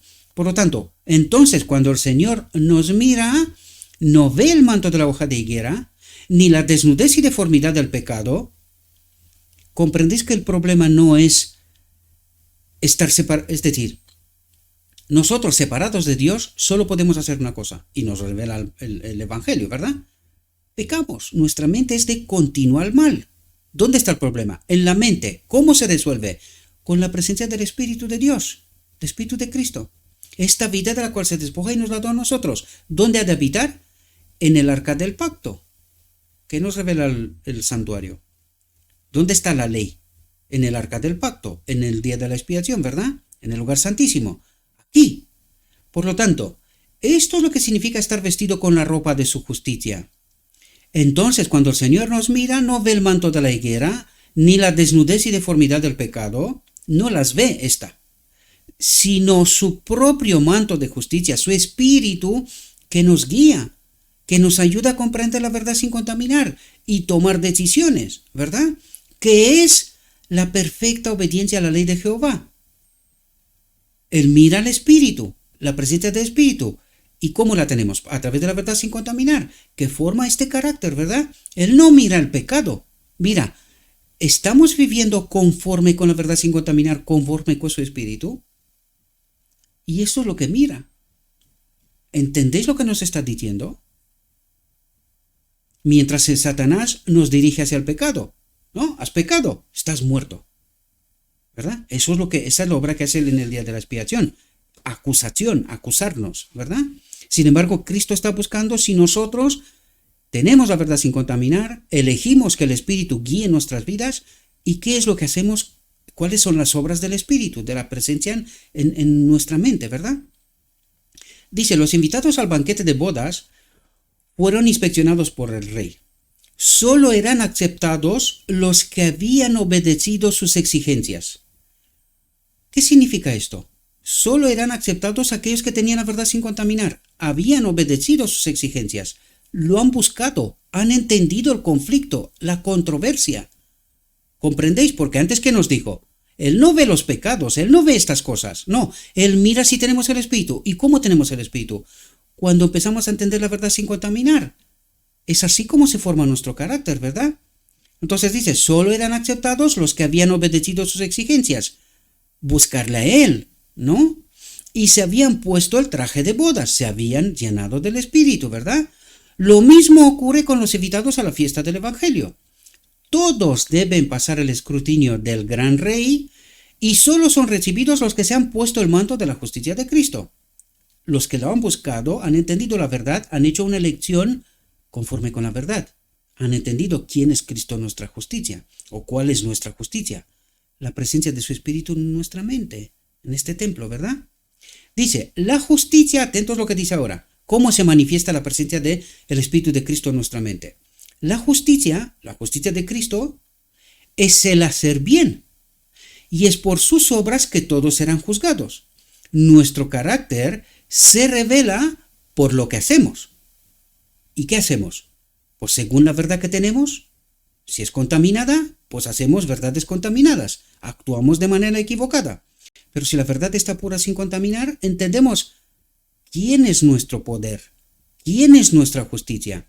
Nos sometemos a él, teniendo como modelo la vida de Cristo, ¿verdad? La vida real. ¿Qué es lo que hizo Cristo en su vida real? La justicia es hacer el bien, amar. ¿No es esa la ley? Dice, las obras muestran si la fe es genuina. Cuando nos equivocamos, pedimos perdón. No nos salimos de una sí, dice Jehová. Si hay una controversia, buscamos que sea la verdad pura sin contaminar. No tratamos de defender nuestra posición, la ropa de guerra, nuestra propia invención, sino que buscamos una sí, dice Jehová. Nos vamos al Evangelio y tratamos de entender, ¿son estas cosas así? Como nos decía en la reflexión anterior, ¿verdad? ¿Son estas cosas así? ¿Es lo que creemos la verdad sin contaminar? ¿O son verdades contaminadas? La doctrina de los demonios. ¿Comprendéis cuál es el correcto actuar cuando tenemos el Espíritu de Cristo? Y cuando nos equivocamos en todas esas cosas, reconocemos la verdad. Actuamos en consecuencia. Pedimos perdón. Arreglamos aquellas cosas que mal hicimos. Estas son las obras genuinas por la justicia de Cristo, por la presencia del Espíritu de Dios. y no tratamos de cubrirnos con nuestros méritos. ¿Quién soy yo? Yo tengo la verdad, sin mí nada funciona y cosas por estilo. ¿Comprendéis? Ahí permitimos a Cristo que actúe con humildad, reconociendo en todo momento de quién son los méritos. Como Cristo, no soy yo el que hace estas cosas, sino el Espíritu de Dios, la presencia del Padre en mí. Él es el que hace estas cosas. Pues a esta conclusión tenemos que llegar nosotros, elegir a Cristo como dueño de mi vida. Su voluntad, su mente, en esta simbiosis perfecta, se une a nosotros. Es esta unión que ocurre en la boda del Cordero, en realidad. ¿Comprendemos? No nos basta, atento a lo que dice, porque ahora nos dice como no tenemos el traje de boda, ¿verdad? Y nos lo explica. No nos basta con creer que Jesús no es un impostor y que la religión de la Biblia no es una fábula astutamente ideada. Podemos creer que el nombre de Jesús es el único nombre bajo el cielo por el que el hombre puede salvarse, y sin embargo, no podemos hacer de él, por medio de la fe, nuestro Salvador personal. ¿Y cómo ocurre esto? Por culpa de las verdades contaminadas, queridos. Cuando nosotros nos aferramos a lo que yo creo, yo tengo la verdad, yo creo y trato de justificarme. Estas son las ropas de higuera de mi propia invención, lo que nos dijo unos cuantos párrafos antes, ¿verdad? Pero cuando yo me voy a un escrito está, así dice Jehová, tal como lo ha hecho Cristo, ¿verdad? ¿Cómo intentó el enemigo engañarnos en el desierto? Se presentó como un ángel de luz, como si fuera un ángel de Dios, trayendo verdad.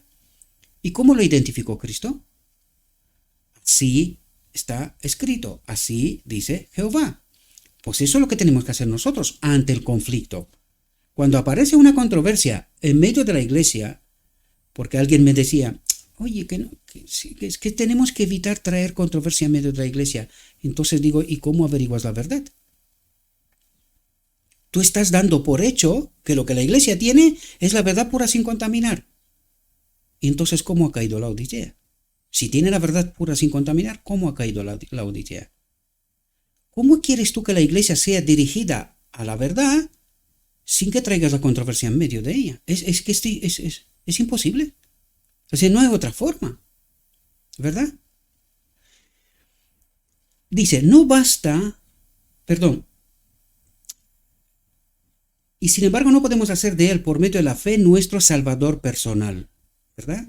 No basta con creer en la teoría de la verdad. Cuidado también, porque ¿cuál es el error que cometieron los judíos? Nosotros tenemos la verdad. ¿La tenían? Era engañada, porque por eso le dice Cristo, vuestro padre Satanás. A él le creéis, no así dice Jehová, ¿verdad? Porque tenían la verdad, ¿no? No basta con creer en la teoría de la verdad. ¿Por qué? Porque podemos creer en muchas teorías de la verdad supuestas, ¿no? ¿Qué reparte el enemigo del lugar santo? Luz. ¿Toda la luz? ¿O luz contaminada? Y estas son teorías de la verdad. Pues todas las iglesias tienen su teoría de la verdad. Entonces habría que preguntarse, ¿por qué tantas iglesias? Si todas tienen la verdad, ¿cuál es esa verdad al final? No basta con creer en la teoría de la verdad, ¿verdad? No es suficiente hacer una profesión de fe en Cristo y tener nuestros nombres registrados en la lista de la iglesia. Dice, el que guarda sus mandamientos mora en él y él en él. Es decir, estamos unidos a Cristo. Y con Cristo unidos, ¿qué creemos? Si estamos unidos a Cristo, ¿qué creemos? ¿Verdades contaminadas? No puede ser. Y en esto sabemos que Él permanece en nosotros, por el Espíritu que nos ha dado.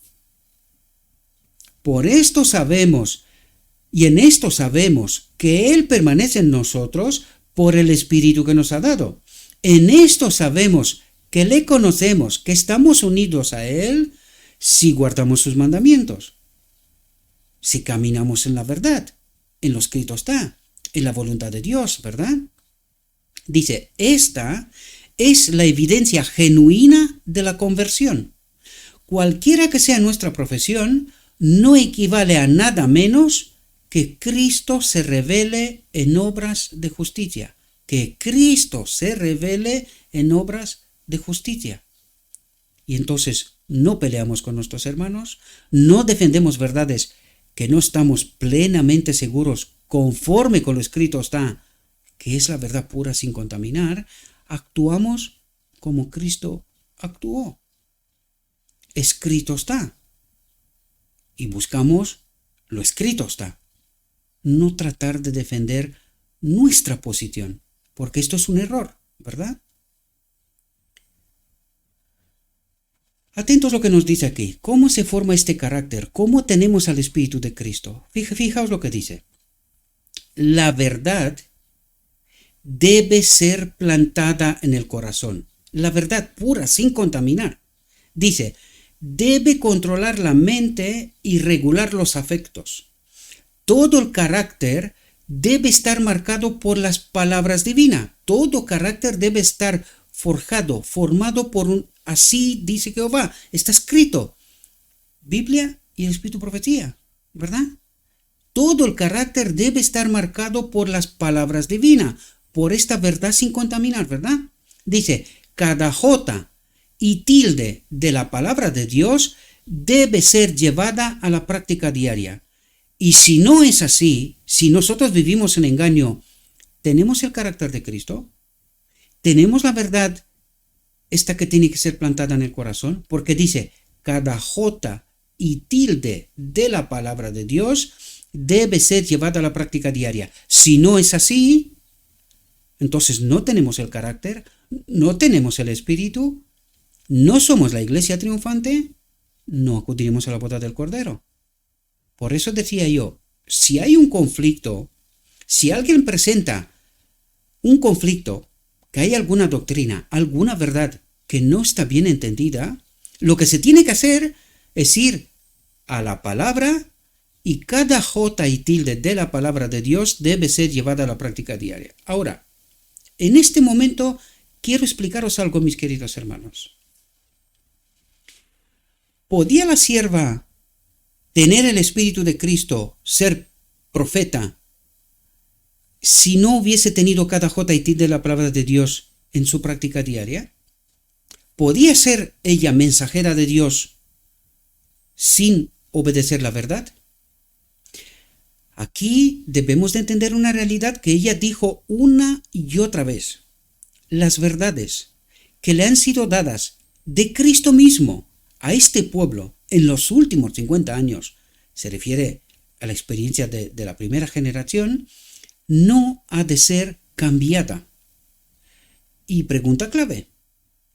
Los pioneros, los que habían sentado la verdad en su sitio correcto, reconocido por el mismo Cristo. ¿Por qué? Porque Cristo no podía enviar el último mensaje a este pueblo, Cristo nuestra justicia, si este pueblo no estaba en cada jota y tilde de la palabra de Dios. Por lo tanto, ¿creían ellos en la doctrina de la Trinidad o fue la doctrina que más combatieron?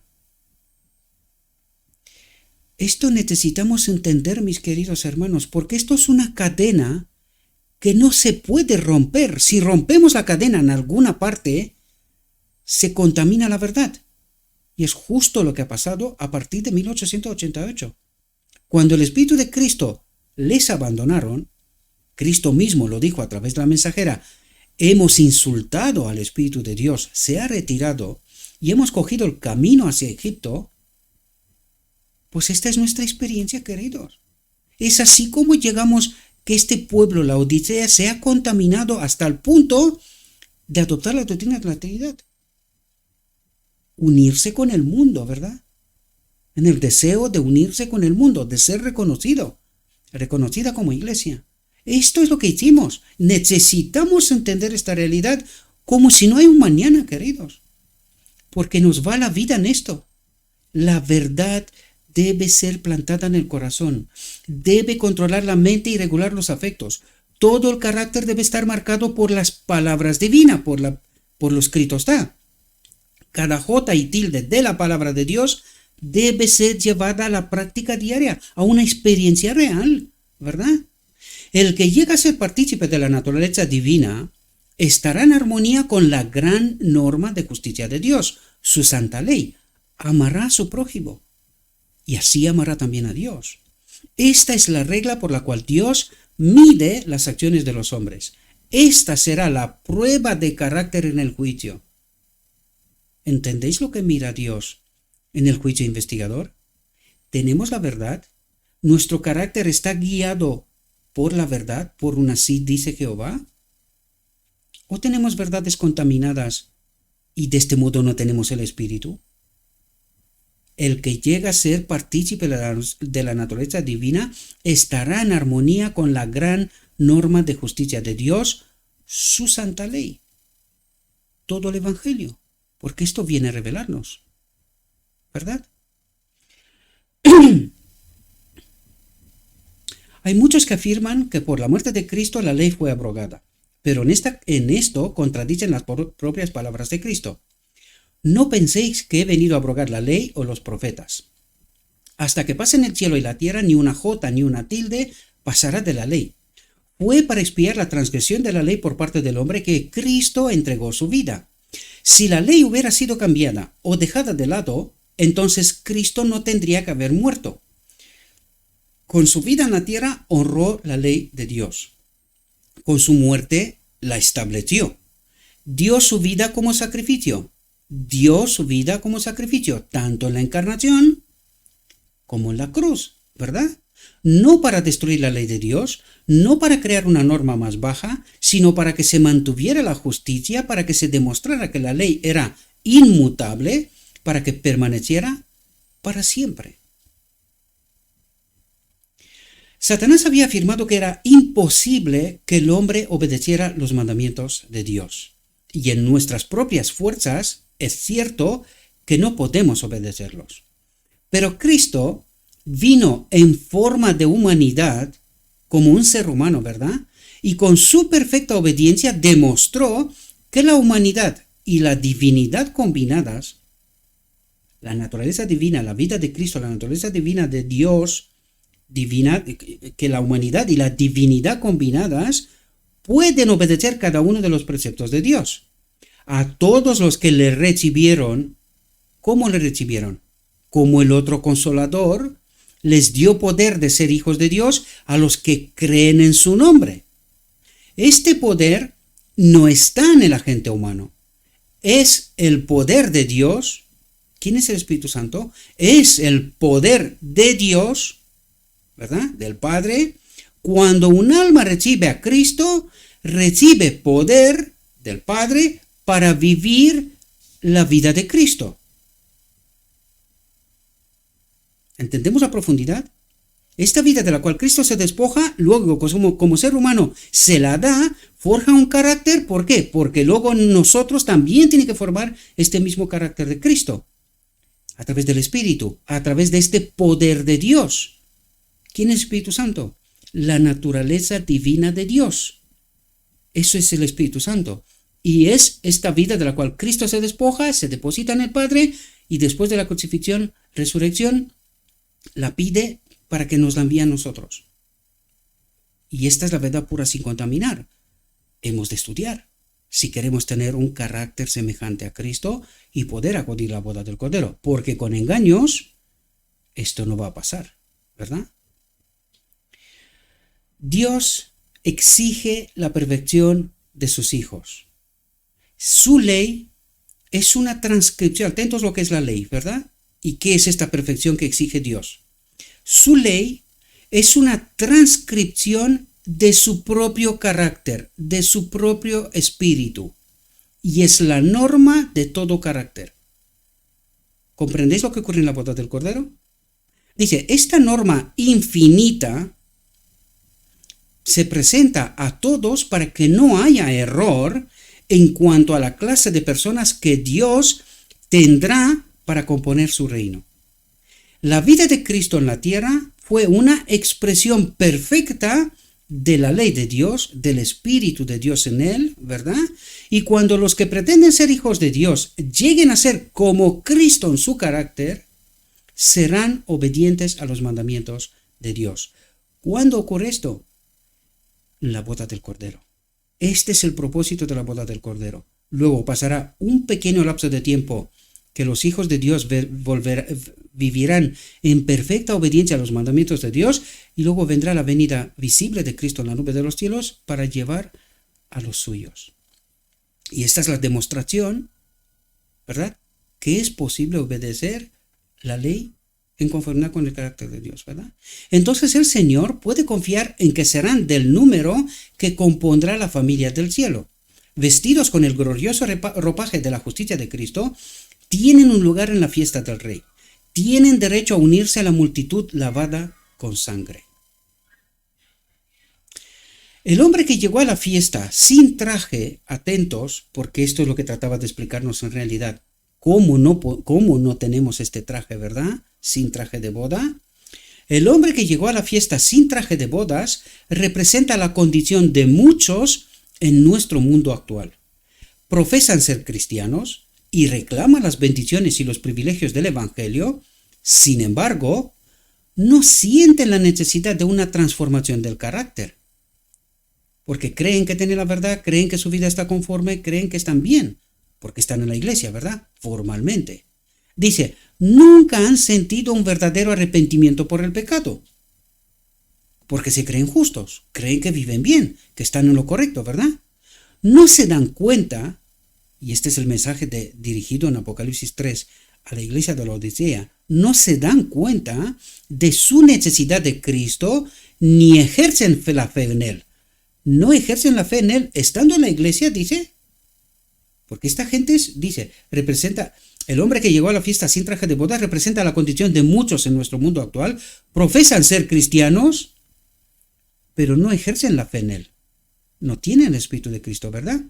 No han superado sus tendencias hereditarias o cultivadas al mal. Sin embargo, piensan que son suficientemente buenos en sí mismos y se apoyan en sus propios méritos, en su propio entendimiento del Evangelio, en que tienen la razón, que tienen la verdad, ropas de higuera, de invención propia. Nos lo dijo antes, ¿verdad? En lugar de confiar en Cristo. Así dice Jehová. Oyentes de la palabra, vienen al banquete, vienen a la iglesia, ¿verdad?, pero no se han puesto el manto de la justicia de Cristo. No se han unido al Espíritu de Dios. ¿Por qué? Porque viven un engaño. Por eso, cuando cae la Odisea, la gran mayoría se queda con la iglesia militante, defendiendo la iglesia y a sus ministros. ¿Y cómo cae la iglesia? Por el deseo de unirse al mundo de sus ministros, adoptando la falsa doctrina en medio de la Odisea. La doctrina de los demonios, la doctrina de la Trinidad. Espero que podáis entender las profundidades, mis queridos hermanos. No es fácil, lo sé, para mí tampoco lo fue. Muchos de los que se llaman a sí mismos cristianos son meros moralistas humanos. Meros moralistas humanos. Contadores de cuentos. Parecen ser, pero no lo son, ¿verdad? Dice, han rechazado el don, atentos, 1888, han rechazado el don que solo podría permitirles honrar a Cristo representándolo ante el mundo. La obra del Espíritu Santo es para ellos una obra extraña. No son hacedores de la palabra. ¿Qué estudiamos en la reflexión anterior y la anterior de la anterior? Esta realidad, queridos, esta realidad que nos resulta increíble. No acabamos de creer que esto es nuestra realidad. Dice, los principios celestiales que distinguen a los que son uno con Cristo de los que son uno con el mundo se han vuelto casi indistinguibles. ¿Cómo está la iglesia? ¿En qué consiste la diferencia? Ayer mismo en la iglesia veía yo una pobre chica con una falda tan cortita que constantemente estaba tratando de tirar de ella más abajo, pero no se podía tirar porque la tela es la que es. Y cuando tú la miras en su esfuerzo, te das cuenta que ella misma se da cuenta que no está bien. Ella misma, por eso tira de la falda para abajo, porque se da cuenta que no está bien. La pregunta es, ¿y por qué se la pone? Si no se siente bien. O sea, no se siente libre, ¿verdad? Porque por eso tiene en su mente constante, cuidado, tengo que tirar más abajo, no vaya a ser que me quede desnuda, ¿verdad? O sea, tiene presente en su mente que no está bien, que está bordeando, rozando el límite de lo decente, de lo moral, estando en la iglesia. Yo me estaba preguntando, qué pena que siendo padres en la iglesia no tenemos la capacidad de educar a nuestros hijos en la verdad y que nuestros propios hijos, impulsados por el Espíritu, sepan en sus adentros que no están bien del todo, sin embargo aceptan esta condición frustrante, diría yo, ¿verdad? Que aceptes ir de este modo y que constantemente vayas tirando de la falda porque sabes que estás bordeando lo moral, lo correcto, lo justo. Y esto le pasa a la Odisea, queridos. Doy ejemplo de esta chica, pero somos así, queridos. Estamos rozando lo moral, buscando los límites de lo moral constantemente. Y esto es lo que hicimos, impulsados por un espíritu mundano. Y es así como la iglesia ha llegado donde está. Los maestros quisieron reconocimiento, mayores privilegios. Y es así como nos han forzado, han convertido a la Odisea en Babilonia, bebiendo del vino de Babilonia, trayendo la verdad contaminada en medio de este pueblo, terminando adoptando la doctrina de los demonios, la doctrina de la Trinidad. La línea de demarcación es indistinta, dice. El pueblo se está subordinando al mundo, a sus prácticas, a sus costumbres, a su egoísmo. La iglesia se ha acercado al mundo en transgresión de la ley, cuando el mundo debería haberse acercado a la iglesia en obediencia a la ley. Diariamente, la iglesia se está convirtiendo al mundo. Ahora entendemos por qué también la Odisea ha caído, porque estamos buscando constantemente los bordes, los límites de lo moral. ¿Y quién nos anima a esto? ¿Cuál es este espíritu? Son preguntas fundamentales, mis queridos hermanos. Todos ellos esperan ser salvados por la muerte de Cristo, mientras se niegan a vivir su vida abnegada. Exaltan las riquezas de la gracia gratuita e intentan cubrirse con una apariencia de justicia, esperando tapar sus defectos de carácter. Pero sus esfuerzos no servirán de nada en el día de Dios. Solo estamos haciendo formas, lo mismo que los judíos. Sacrificios, formas, adoración, que para Dios no es nada. Dios no espera, no necesita formas. Necesita una experiencia con Él, con su Espíritu. Dice, la justicia de Cristo no cubrirá un solo pecado acariciado. El Espíritu Santo no cubrirá, esta vida de Cristo no cubrirá un solo pecado acariciado. Y si no tenemos la justicia de Cristo, adiós la boda del Cordero, queridos. Un hombre puede ser un transgresor de la ley en su corazón. Sin embargo, si no comete ningún acto externo de transgresión, puede ser considerado por el mundo como poseedor de una gran integridad, Pero la ley de Dios mira los secretos del corazón. Cada acto es juzgado por los motivos que lo impulsan. Solo los que están de acuerdo con los principios de la ley de Dios permanecerá en el juicio, sino será echado fuera del pueblo. Dios es amor. Él ha mostrado ese amor en el don de Cristo. Cuando dio a su Hijo unigénito para que todo el que crea en Él no perezca, sino que tenga vida eterna, sino que tenga su espíritu, no retuvo nada de su posesión comprada. Dio todo el cielo, dice, del cual podemos sacar fuerza y eficacia, para que no seamos repelidos ni vencidos por nuestro gran adversario. Pero el amor de Dios no lo lleva a excusar el pecado. No lo excusó en Satanás, no lo excusó en Adán o en Caín, ni lo excusará en ningún otro de los hijos de los hombres. Él no consentirá nuestros pecados ni pasará por alto nuestros defectos de carácter. Espera que venzamos en su nombre, con su espíritu, ¿verdad? Los que rechazan el don de la justicia de Cristo, esta vida de la cual Él se despoja y nos la da a nosotros, el otro consolador, están rechazando los atributos del carácter que los constituiría en hijos e hijas de Dios. Pregunta: ¿qué rechazamos en 1888? Los que rechazan el don de la justicia de Cristo. ¿Qué era el mensaje de Cristo, nuestra justicia? ¿Qué es lo que quería Dios de hacer en 1888 o inmediatamente después? La boda del Cordero. ¿Cuál es la justicia de Cristo? Un don.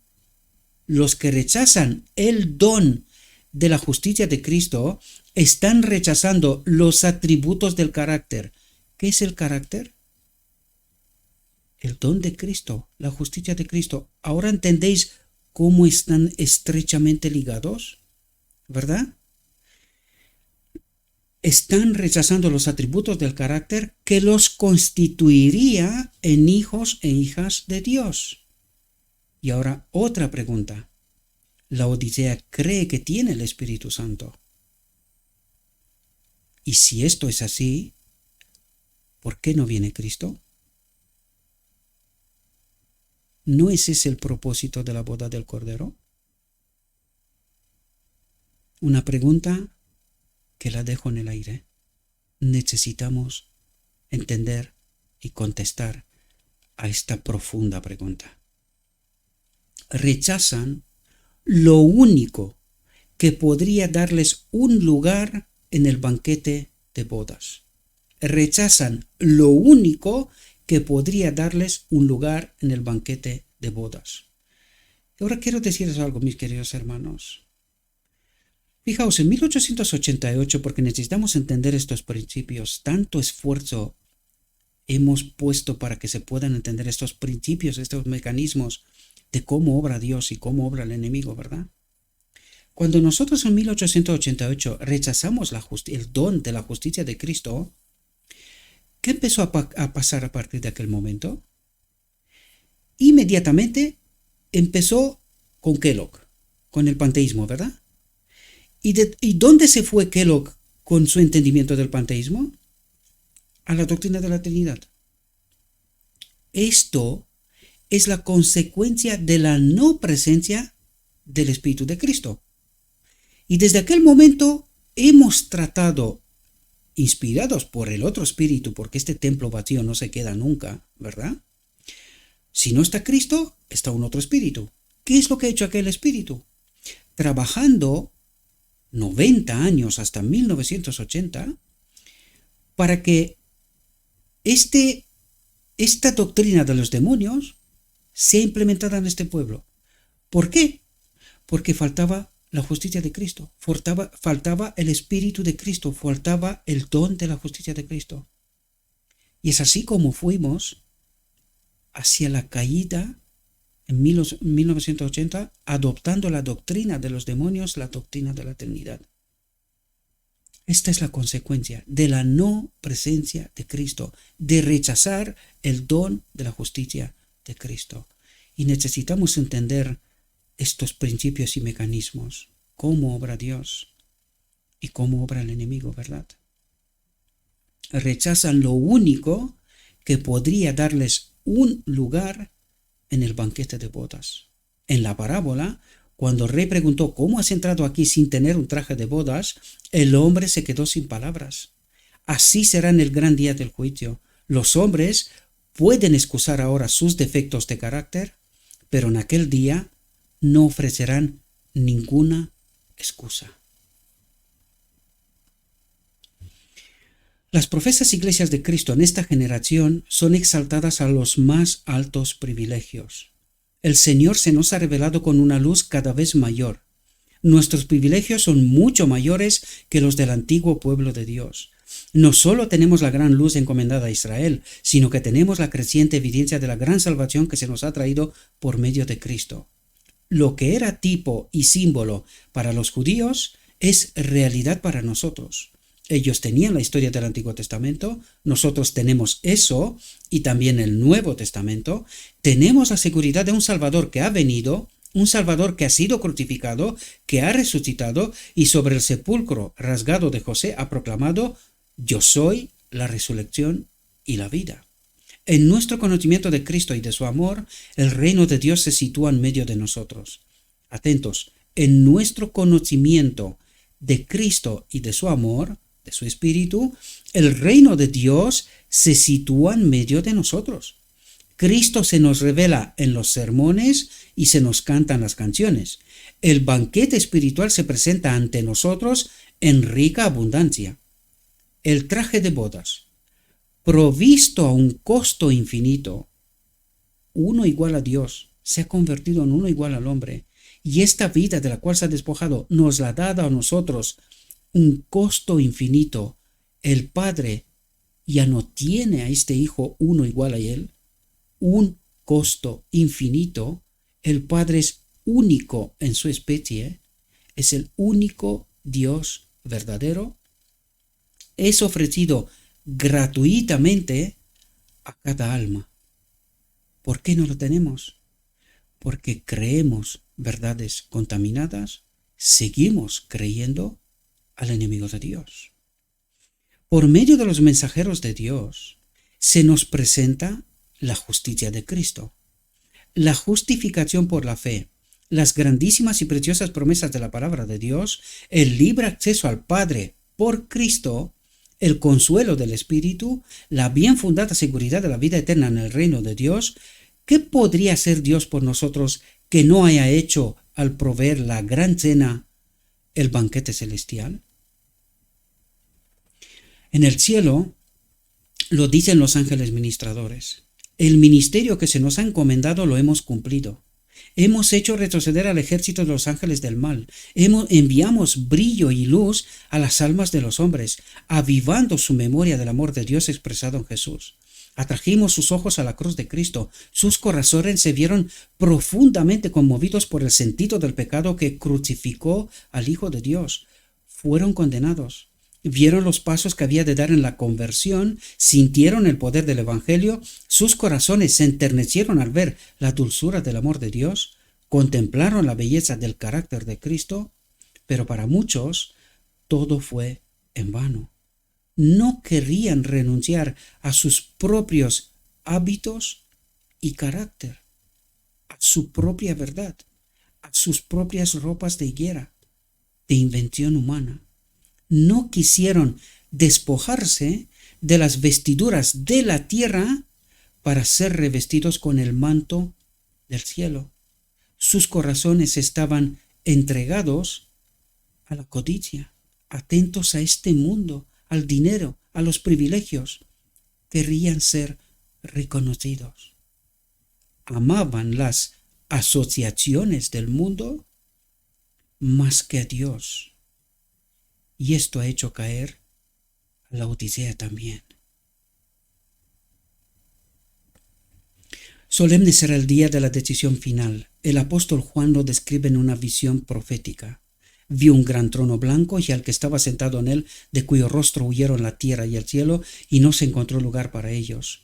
y vi los muertos grandes y pequeños de pie ante Dios, y los libros fueron abiertos. Y otro libro fue abierto, que es el libro de la vida, y los muertos fueron juzgados por las cosas que estaban escritas en los libros, según sus obras.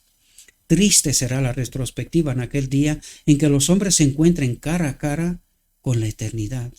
Toda la vida se presentará tal como ha sido.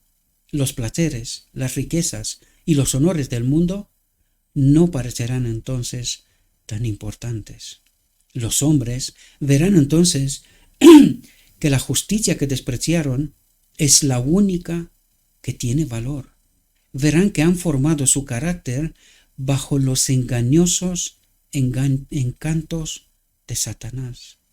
¿Cómo han formado su carácter? Que no vale para la boda del Cordero. Bajo los engañosos encantos de Satanás. Engaños de las verdades contaminadas, ¿verdad? Las vestimentas que han elegido son la insignia de su lealtad al primer gran apóstata. Entonces verán los resultados de su elección. Tendrán conocimiento de lo que significa transgredir los mandamientos de Dios. Aún así, dice Jehová. No habrá un periodo de prueba futuro en el que prepararse para la eternidad. Es en esta vida que debemos ponernos el manto de la justicia de Cristo. Esta es nuestra única oportunidad de formar caracteres para el hogar que Cristo ha preparado para los que obedecen sus mandamientos. ¿Entendéis cómo se forma el carácter? Teniendo la justicia de Cristo, el Espíritu de Cristo. ¿Y cómo tenemos el Espíritu de Cristo? Por la verdad pura, sin contaminar. Así dice Jehová. Los días de nuestra aprobación se acercan rápidamente. El fin está cerca.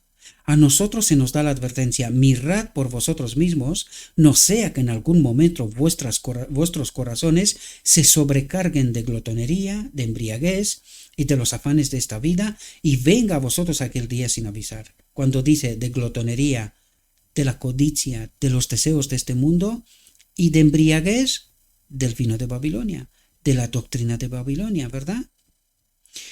Tened cuidado, no sea que os encuentren desprevenidos. Tened cuidado, no sea que os encuentren en la fiesta del Rey sin el traje de bodas.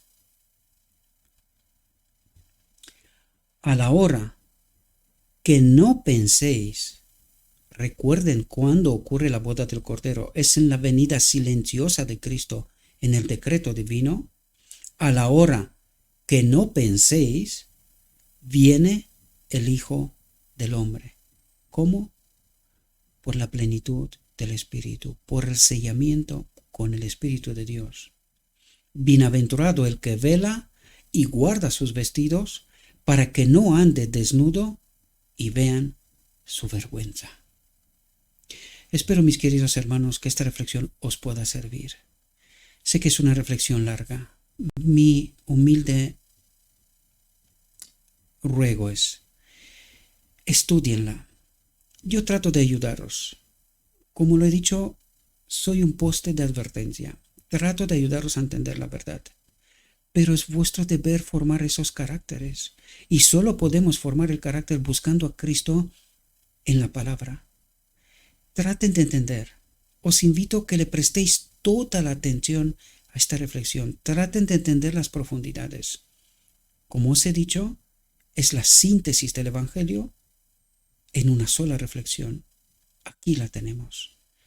Necesitamos un carácter como el carácter de Cristo. Y esto solo se puede formar con la verdad sin contaminar, llenándonos del Espíritu de Cristo, que forma en nosotros este carácter semejante a Cristo. Os deseo, mis queridos hermanos, que tengáis un próspero día, y en todo lo que os he dicho, os lo he dicho en nombre de Cristo Jesús. Amén.